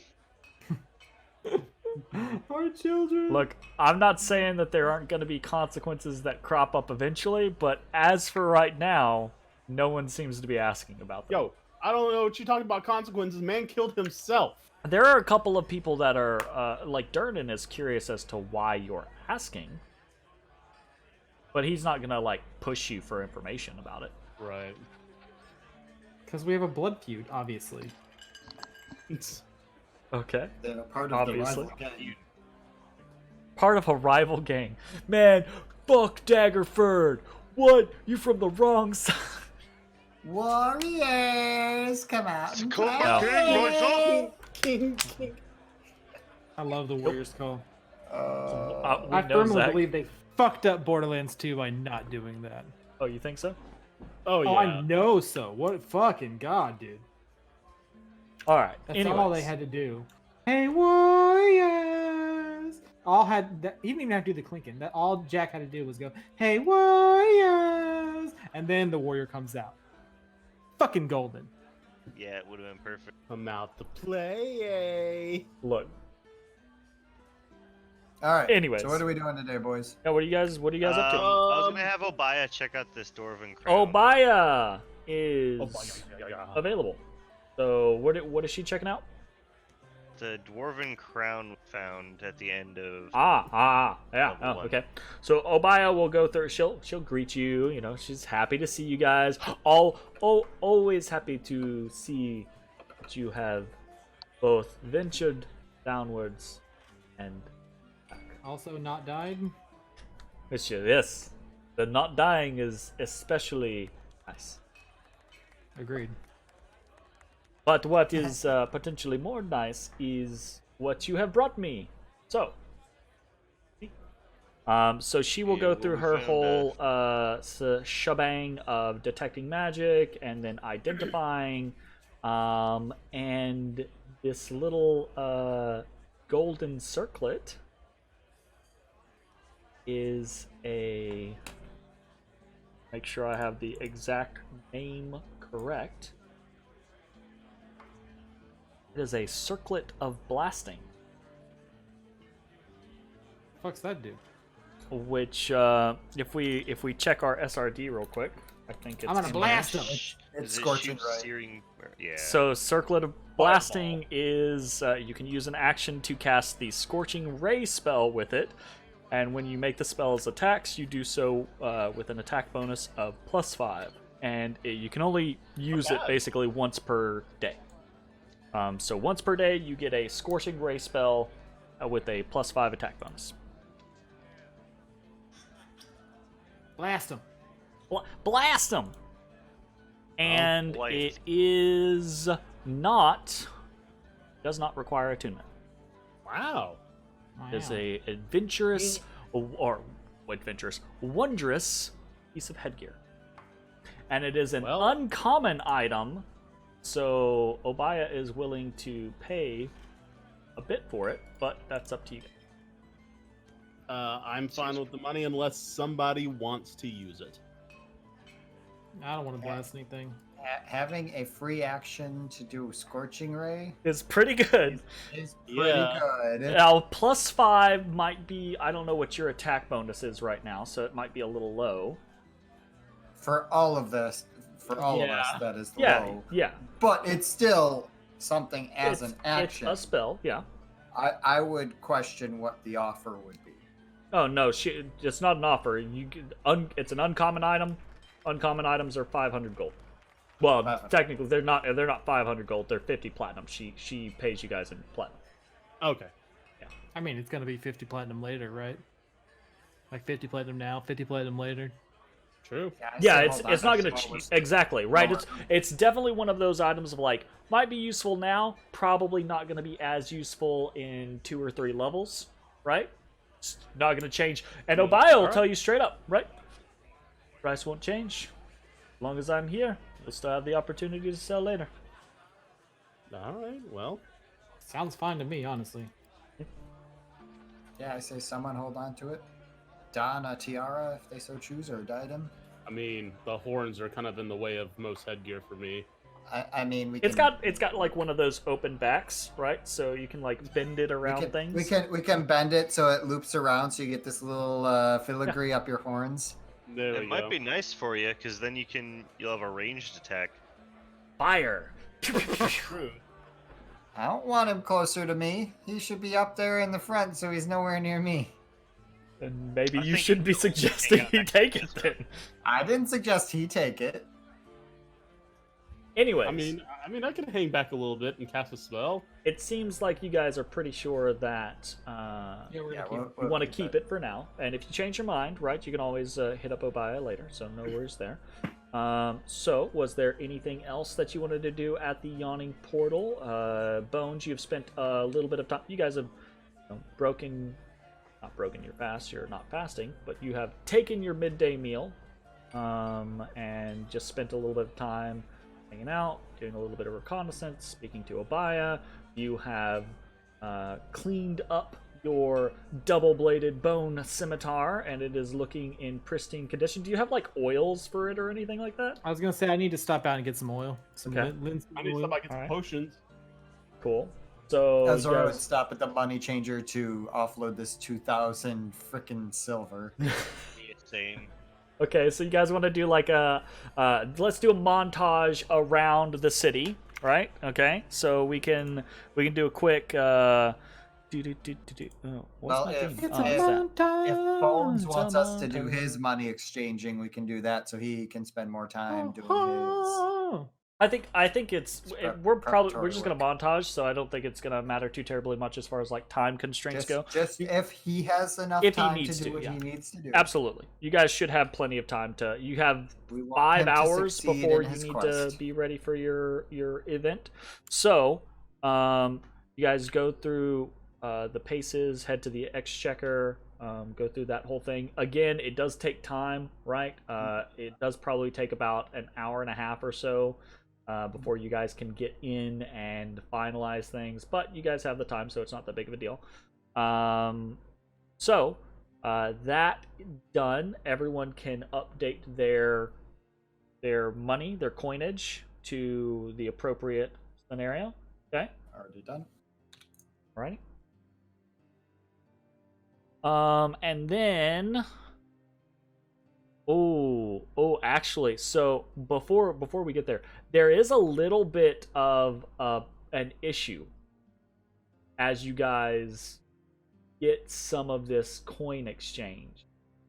The clerk that is doing the majority of the work for you, right, does pause for a little bit while inspecting some of the coinage, and actually has to call over a manager, right, to sign off on some stuff. Money. Not counterfeit, but some of the coinage that you guys got from probably your most recent trove is a little older than they typically get. It's an elder code, but it checks out. Exactly. So they get that scenario where like the clerk is like, give me just a minute to calls over a higher up, right, who goes through and kind of verifies it. They actually so they have scales for anything that is non Waterdeepian coinage, right? So they actually get out a second pair of scales that seems to be maybe a mite more accurate. A little bit more specific, right? So they actually do go through a little bit. It doesn't actually end up changing any of the coinage that you guys are going to get. Like there's no, these are, but yeah, it just does take a little bit of extra time. And it does kind of give you this understanding, the stipulation that as you guys delve deeper, the chances for this becoming a problem are going to increase, because the older coinage that you find, it's going to be hard. It may be more and more difficult for it to get exchanged at the same rates, or right, there might be a bit more of a hassle, a few more hoops that you guys got to jump through if you're exchanging large quantities of it. And the reason that I bring this up, right, is that this is kind of the if we think from like the federal level, this is kind of the IRS process that the exchequer is going to go through. But this isn't necessarily the same process that a guild might go through. So I don't know if this is going to encourage Working on it, boys. you to go the route that you are going, and this may or may not encourage some of you to maybe look into either guild representation, or maybe Ezra, for your scenarios, like the Order of Mages and Protectors. So like I said, this isn't something you guys necessarily have to worry about now, but it may become a problem in the future as you guys delve deeper and deeper. You start getting down into that, good old Malarkin dwarf money, and then Waterdeep might be like, what the fuck is this? I gotta think other adventures are coming up with that shit. Absolutely, it does happen. That's why there are processes for it to get handled, but they're not used commonly, because you got to think the life expectancy for an adventurer is not especially high. Many people that, like for instance Undermountain, when they delve down, they either don't come back or they don't delve very deep. So just something to keep in mind. But I think, again, I don't think you guys are going to have to worry about that for a while, and I think you're already kind of heading in good directions to work through that. So, but that does happen. Takes about an hour and a half of your time, and then you guys are back out into the wider world, stopping at a place to purchase something like oils or other potential tools that you might need. Is not going to take you more than 20 or 30 minutes, Bones, unless you're being incredibly particular, like you're looking for the rarest truffle oils with which to grease your masterworks. I don't know. No, I'm good on it. It's not a masterwork. Okay. Just making sure. Like, it's nice, but like it's not that nice. So, and then when you talked about getting potions, were you just talking about stopping by Fala's to grab potions, or just anywhere? And if she doesn't have enough, or if they don't have enough, then just well, what's enough? whatever. How many are you looking to I'd buy? like to grab like 10. Fala can probably offer, again, you're buying potions from Fala basically every day, and they have talked about ramping up production because you guys are buying so much from them, but they're not quite at that point yet. I'll take them. You can buy 5 from Fala right now. Okay. And again, they will promise they're working on it, they're getting some stuff set up, etc. But that's all they have right now. You can buy, but just as long as they're regulars, you can fish around. Like, you can head to the bazaar, right, and fish around at a couple of different shops. You can buy another 5, so that's not a big deal.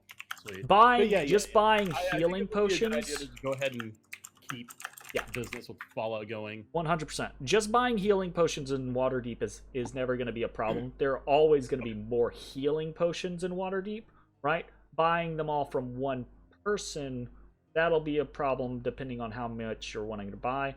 But it's that buying higher grade stuff. That's when you want to basically set up a deal with a person, because otherwise you're not going to find the stuff half the time.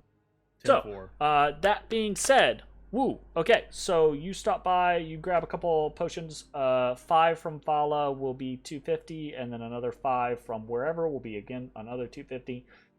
So that will be another 500 gold of potions, but they keep you guys alive. So, yep, yeah, they do. And then you guys get back to, it's the 19th, right? It is The currently day before the holiday. Yes, it's the 19th. Yep. Yes, it's the 19th. So, you guys get back, and so you make it back home to Troll Skull Manor, and the Lifted Spirits is bustling, right? Because at this point, it's probably mid-afternoon. So people that start earlier in the day and end earlier in the day, they're here, and they're kind of like, they're beginning to take their kind of like meals, and this is kind of like their evening, right? And so this is going to be kind of the bigger section, and then it'll drop off. So it's probably around like 3 or 4 right now. So they're kind of in a little bit of a high activity period, and it'll drop off for a little bit, and then it'll go kick back up probably around 6ish or so as more people filter into the actual evening. But Cine is there, and are you guys stopping by the tavern, or are you just going back upstairs to pass out? Do you have plans, or are we ready to end the 19th? Ezra would I poke have his head plans in at to see 6 if there was p.m. any mail. Okay. Stop in for mail. There are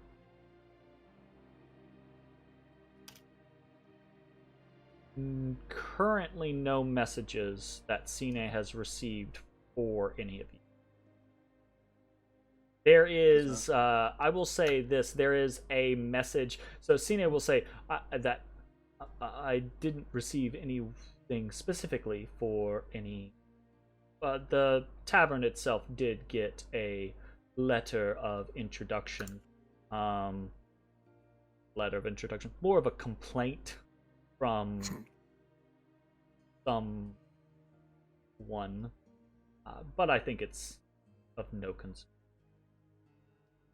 Tell me more. I don't.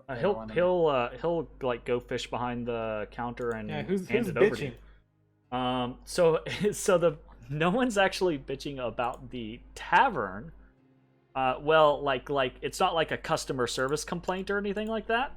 Sounds like a customer service complaint. No, what it is it's a bit of a. So Cine tries to like couch it as just a misunderstanding, surely, right? But as you guys read through it, it's basically a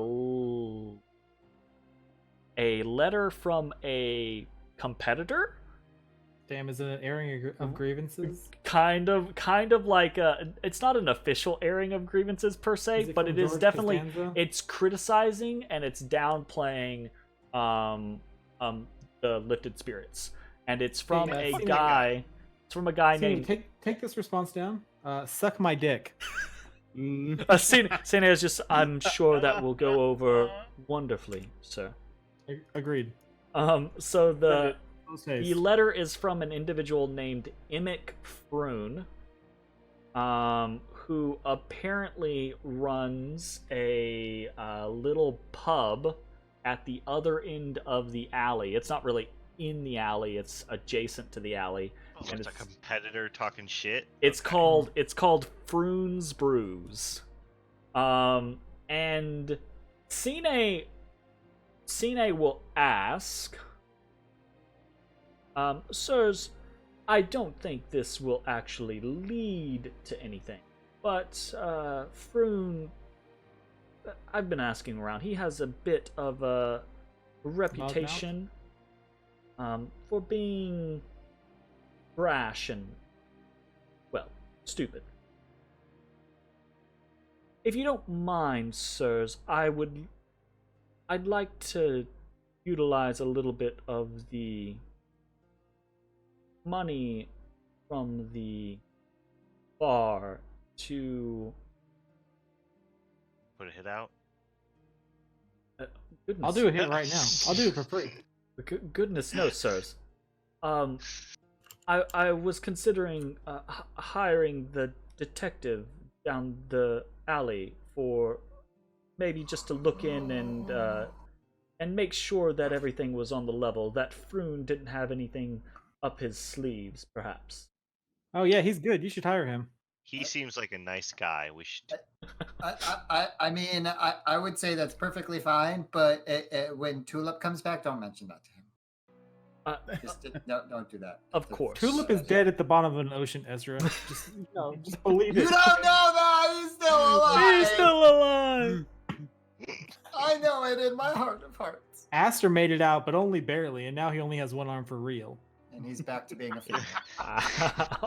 He's got one arm and a peg leg. He's fucking lost an eye. A pirate, and a pirate is born. It's a pirate's life for me. Yeah. So yeah, Cine will kind of like thank you for the permission, right? And he'll let you know he plans to take 10 gold. Because this isn't an extremely important job. He just wants someone to look into things, so he's going to take 10 gold. Ezra will pull 10 gold out of his pocket and say, don't use bar Give him funds. 10 Just- bucks. Wonderful, So then. no need to cut into his profits. Yeah, Fantastic. I have no problem. Sure. pumping So that. Cine will thank you, and assure you that he will see the matter handled, and if anything should prove illicit or unsavory, he will appraise all of the situation. Cool. Sounds good. Sounds good. Sounds good. Anything? Would you guys like to do anything else? Ezra will go back to reading. Awesome. Okay. I'm gonna oil the shit out of my thing. I'm making it look real nice. Sure. Yeah.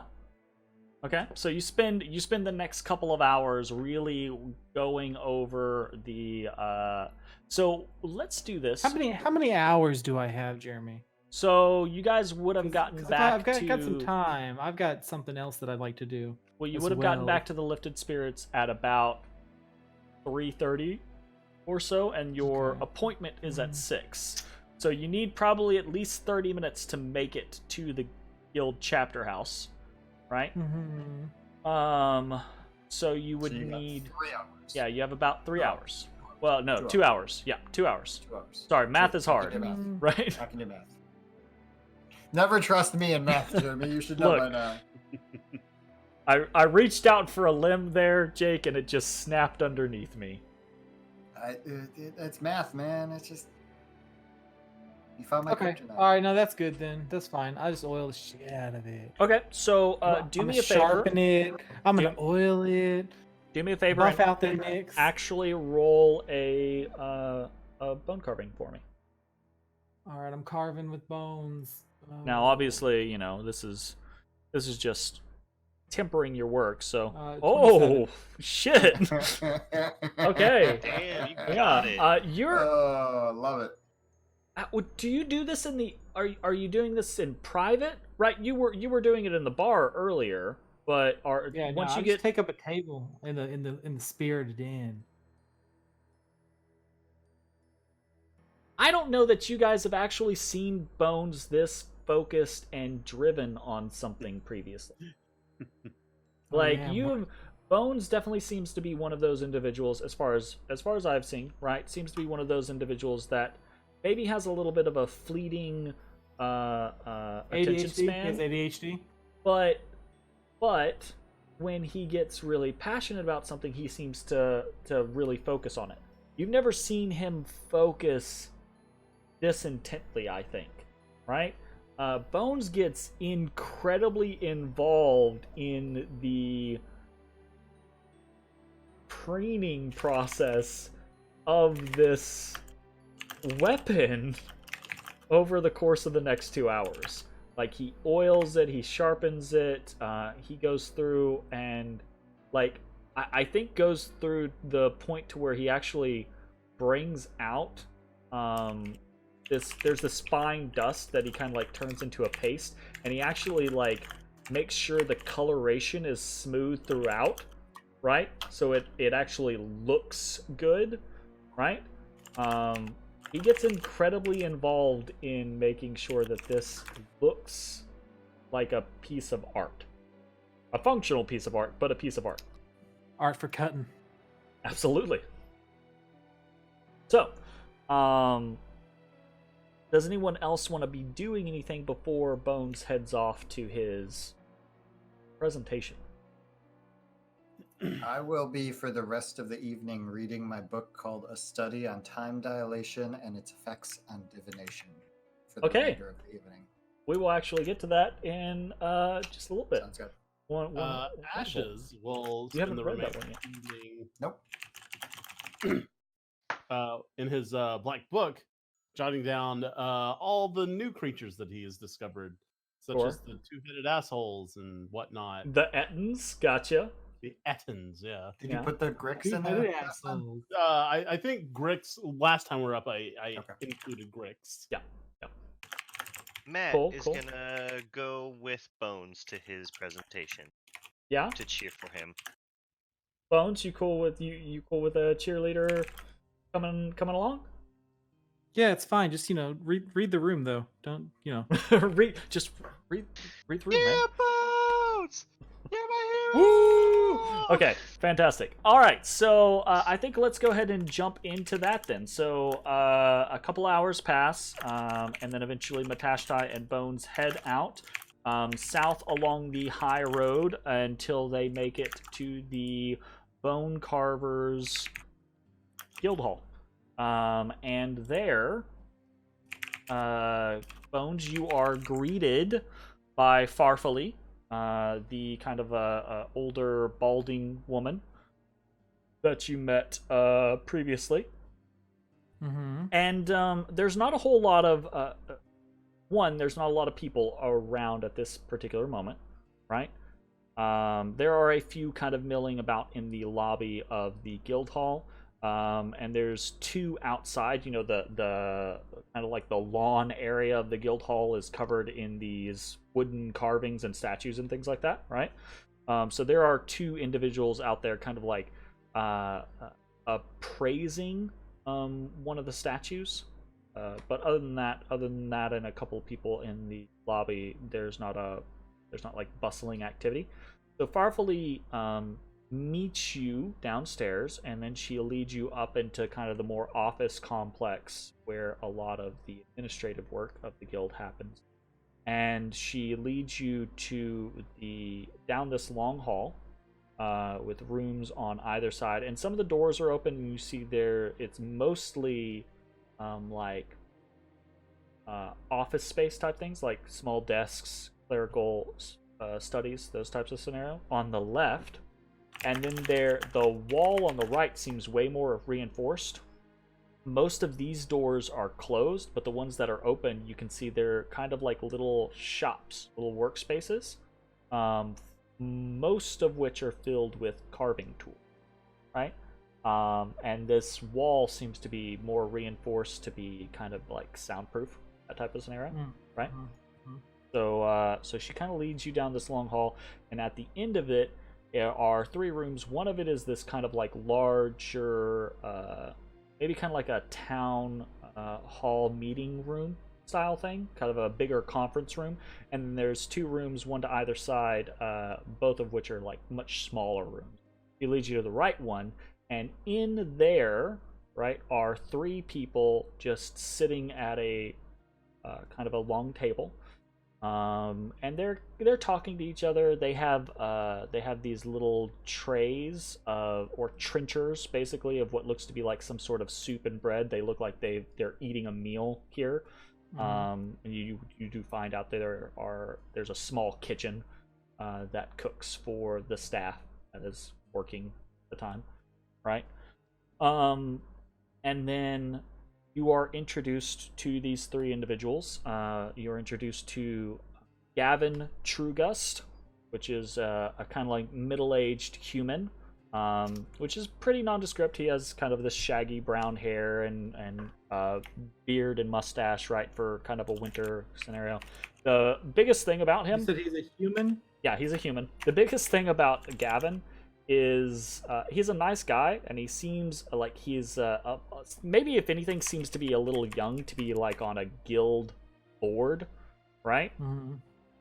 But he's the biggest thing about him is he smells like warm bread. Like he just smells like warm, fresh baked bread. Damn, Constantly. Baker's Guild. Well, he's not a Baker's Guild. Close to him and sniffing him. But he's not even sniffing. Like, he just exudes this, I smell He like says, bread. Carving a cake and carving wood are near the same. For this I judge thee. The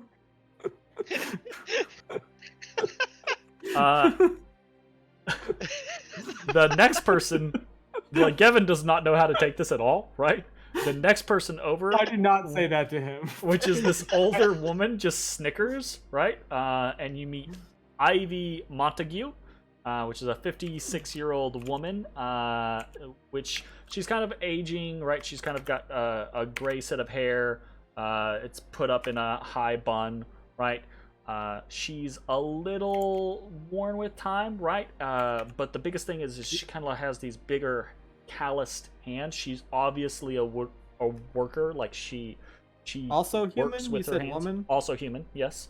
But she also has another big thing, kind of describing factor about her, is that she has this very intricate tattoo of a shark on her left cheek, and the tail kind of like goes up and curves right next to her ear. Interesting. And then the third individual is of elven descent. He's a half elf, right? You are introduced to Lofric Roundtree, who it's hard to gauge his age because he's of, like I said, of elven descent. But he is a little older, right? And he's probably the most exotic looking of the bunch, in that he has a Fu Manchu. He's got Elf with a Fu Manchu. Yes, he's got this very like slick black hair, right? And then he's just got this this Fu Manchu going on. So, Okay.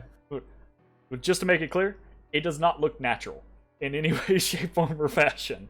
Right? Magical Fu Manchu. Yeah. Magical. So Fu Man. just to make it clear, right? Magical You don't beard. normally see elves walking around with a whole lot of facial hair, period, right? And this guy is rocking a Fu Manchu, so it looks Possibly magical. completely unnatural on him. Okay. Okay. No Cool. Capulets yet, Jake. But when we introduce other guilds, dun dun dun, we'll see. Anyways. So you are introduced to the three, and they're all polite, right? Lothric is a little bit stuck up, but he's not rude or anything like that. He's just kind of hoity-toity about stuff. Gavin and Ivy are both very amicable people. They reach out and they shake your hand. They're very complimentary towards you. They seem very interested, legitimately intrigued about what you have to offer, right? They start asking you kind of like preliminary questions about things. You know, our Folly has talked to us about kind of like what you do, what you're interested in, right? She mentioned that you were more into carving bone than wood. And Ivy actually gets kind of really invested in that. Gavin seems like, okay, that's a little strange, but it's, fine. It's no big deal. Ivy actually seems pretty interested in you carving bone, and they're all interested in whatever you're going to be presenting. So, that being said, I say, good evening, everyone. I am Bones. To most people, my given name is Shades in the Graveyard. I hail from Maztica. In my land,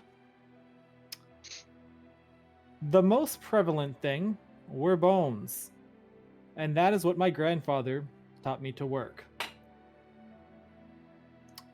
This evening, I present to you a piece of which I took much interest in the design with. While strolling through the bazaar one day, I saw a holy avenger, is what I was told, in the shape of a double-bladed scimitar. I've never seen something like that before. In fact, I've only just recently been introduced to elves in general. We didn't have those back in Maztica. So, after seeing this, and this was 3 months or so back, I spent much time seeking a master, Rowan Cornwallis. there's a nod from Lothric and Ivy, both of like recognition. Okay. And becoming proficient with the weapon in order to properly understand it and craft it and do justice to it. Okay. So there's a bunch of like reactions throughout this whole presentation that you give, right? Like you saying that you hail from Maztica is like that sends a couple Twitters, right? The little gossip, like underbreath conversation, right? The whole comment about like just recently being introduced to elves, right? Like Lothric kind of like rolls his eyes, and you see Ivy gives him a nudge, right? Type well, if scenario. he rolls his eye, I'll be like, well, see, we were in Abir for most of my life, so there just aren't elves there. So Gavin, right? He is not surprised by this as you talk about this, and he's like, so it was just at the tail end. The spell plague, right? So it's when the world and so he gives this kind of like muddled explanation, and Lothric and Ivy seems just like, okay, fine, whatever, right? But she doesn't seem to really care, and Lothric's kind of like, okay, yeah, I guess that makes sense, sure, right? Like the spell plague in and of itself is obviously a thing that people are aware of, but some of the crazier portions, not everyone's like up to date. But Gavin seems to be kind of like you get a feeling that he seems really interested in current events, right? Mm-hmm. He's kind of a like a adventure file, I guess. Ah, yeah. Like he likes hearing about adventurers and what's happening and all of the cool, crazy stuff and everything like that. So Anyway, for your consideration, sure, I unhook my thing, my double-weighted scimitar, and I present it. absolutely. I use this daily in defense of myself and my friends. Okay, so the three members of the Guild of Fine Carvers are going to review your work. So we're actually going to do this based off of a roll. However, because of the care that you gave to it earlier, right? And the fact that you crit the shit out of it, you're basically going to have advantage on this review, right? So what I want you to do is roll me 3 times with advantage on your bone carver's tools, because your speech was nice, it was fun, it was enjoyable, everyone liked things about it, etc., right? But these people they're not grading your performance, they're grading your skill. Yeah, right? fair. Okay dokie, so we got a 9, an 18, and a 20. Okay, so let me double check my notes real quick on how this actually works out. Or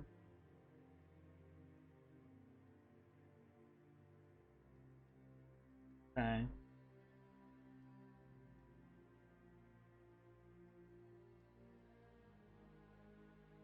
Right. Okay.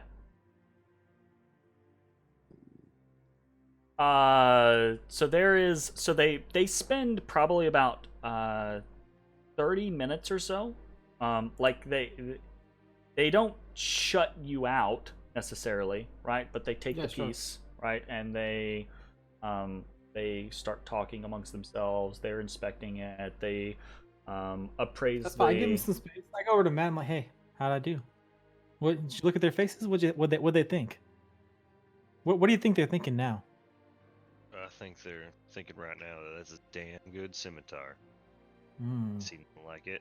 Yeah, it's got 2 blades. That's more. Especially That's one more than a normal scimitar. I think you really got that exotic factor going for you. Yeah, that guy's an elf. Elves use those. Did you know that? I did not know that. It's true. It's pretty neat. Maybe he'll like it especially for that fact. I sure hope so. Oh, maybe he'll spin it around. I haven't seen an elf spin one around. They do.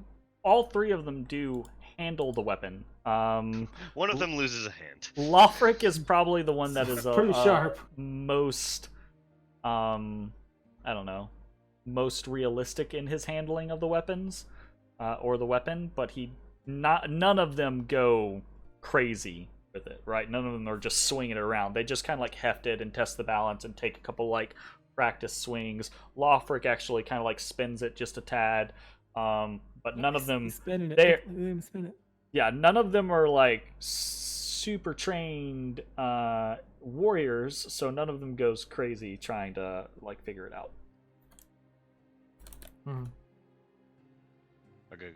I got a good feeling.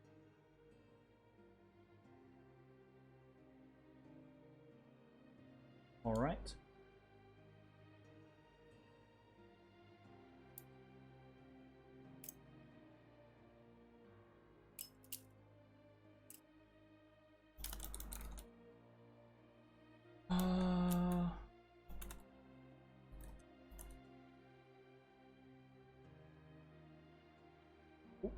Sorry.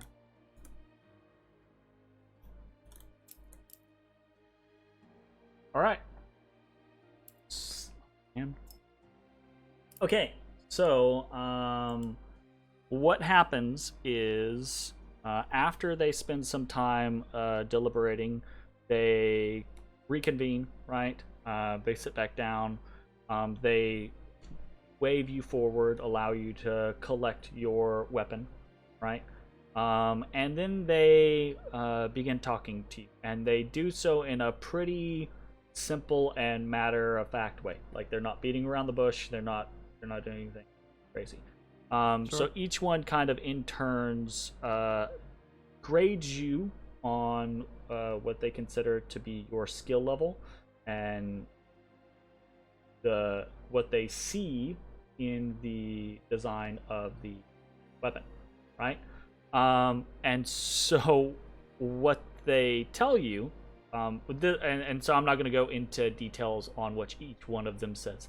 All three of them praise the craftsmanship of the weapon, right? All three of them talk about how it's very obvious that you have passion for the work that you're doing, and that it's very easy to tell that you are serious about this, right? And they basically all immediately tell you, which is why they are more than happy to induct you into the Guild of Fine Carvers. However, they will be inducting you into the guild at a journeyman's rank rather than an expert. Yeah, wait, how many men is that? That's fair. That's awesome. Which you came close to being able to just be brought in at an expert's rank. Unfortunately, there were a few little things here or there that they noticed, right? You do seem young, though while that's not necessarily an issue, right? That does convey a lack of experience to them. They are curious about what your intentions are, whether this is just a hobby or for the interest of a business or something like that, right? Which they do consider as far as ranks go. And there were just a few things in the overall craftsmanship of the original craftsmanship of the weapon, right? It's not the greatest quality material, right? And there are a few imperfections here or there, but it's very obvious that you have talent, right? So, that being said, what that means is that you are inducted into the if you choose to accept their offer, right? They are willing to induct you into the Guild of Fine Carvers at a journeyman's rank. You will have the ability to rank up. There are testings and procedures that you can go through, right? But there are dues and fees for things like that. And you and I, off camera, can talk more about what joining the Guild of Fine Carvers is going to give you tangibly, right? Obviously, we can talk about just it gives you access to people, yay, but you and I can talk more about what those actual benefits will be, right? So we'll do that off camera because that's probably going to be a little noodly here or there. It'll be me and you spitballing ideas on, hey, I think this would be cool. Oh yeah, that's awesome. Right, let's go down that route. No, I don't like this, etc. Right, so we'll see how that goes. And what are the ranks? Novice, journeyman, expert, master. Yep. So you skipped novice entirely, right? Because they basically looked at your work and they were like, okay, this is obviously... So novice is basically like an apprentice, or if you want a other comparison, novice would be green for when you guys were hiring staff for the Lifted Spirits. Novice basically means you have no experience. You just really want to do this thing. You are obviously not a novice, right? Sure. So it's just, for them, it was that matter of whether or not you quite had the skill to skip both the novice and the journeyman's rank and go straight to expert, and they were like, not quite. So it does require a unanimous decision for you to go up to another rank. So basically, it was the 9 that screwed you on that one. Yeah, whatever. That's fair. Which one of them said no? All 3 of them said no. It's not an individual. Well, I guess it is. They need a unanimous decision, but they try to... That's why they spend so much time talking amongst themselves, right? And they're probably unwilling to out the person that had the most misgivings, because that's not the type of organization that they are. I bet it was Bread Boy. Bread Boy. Damn, Bread Boy. Oh, yeah, cool. That's fair. Sure. Okay. Let's do it. Sounds good. All right, so... I believe there were like fees to be paid, but I don't remember. I'll have to go look back through all of the stuff. But It's like 10 gold for the year or something. yeah, bullshit. it's something super simple. I'll convene with you again, right? We don't have to hash this out right here, right now. It's a simple matter. You pay your fees. You're signed in. There's actually this big, like, they take you to the other hall, the big like town hall thing area, and there's this big ledger on a podium in there, and they actually have you sign in yourself right into the ledger as a ceremonial member, signing. as a member of the Guild of Fine Carvers. They do let you know that they have meetings once a month. They have, obviously you can come by and do other things in the meantime, but they have guild meetings every month.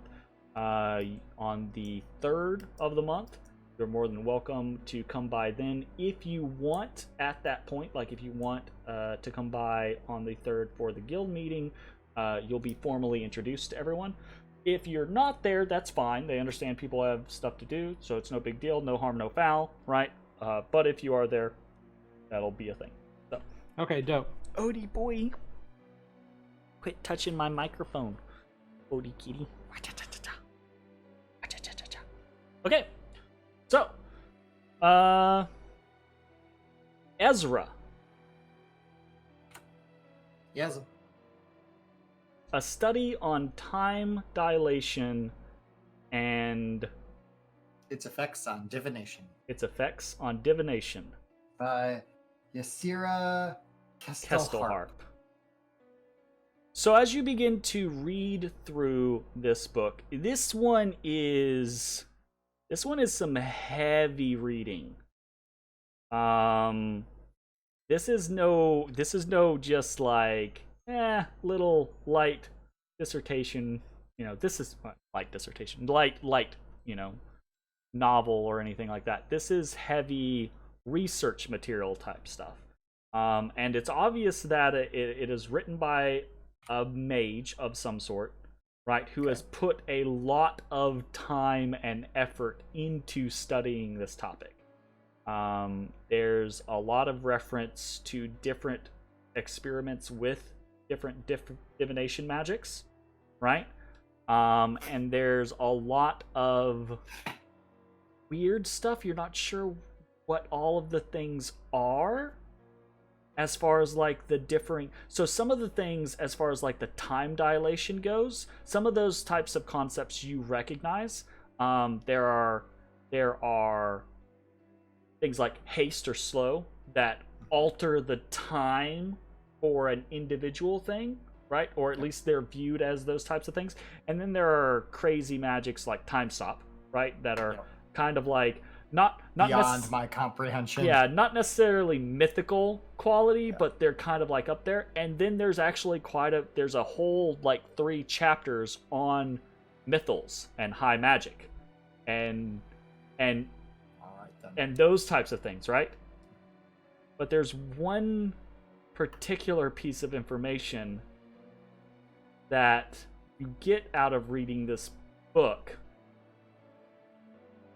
that is potentially far more interesting than all the rest, right? And that is actually the signature on the back cover of the book, because it is signed Ezrah Kestelharp, member of the Seven, apprentice to Halaster Blackcloak. And that is probably where we're gonna go ahead and end our session for tonight.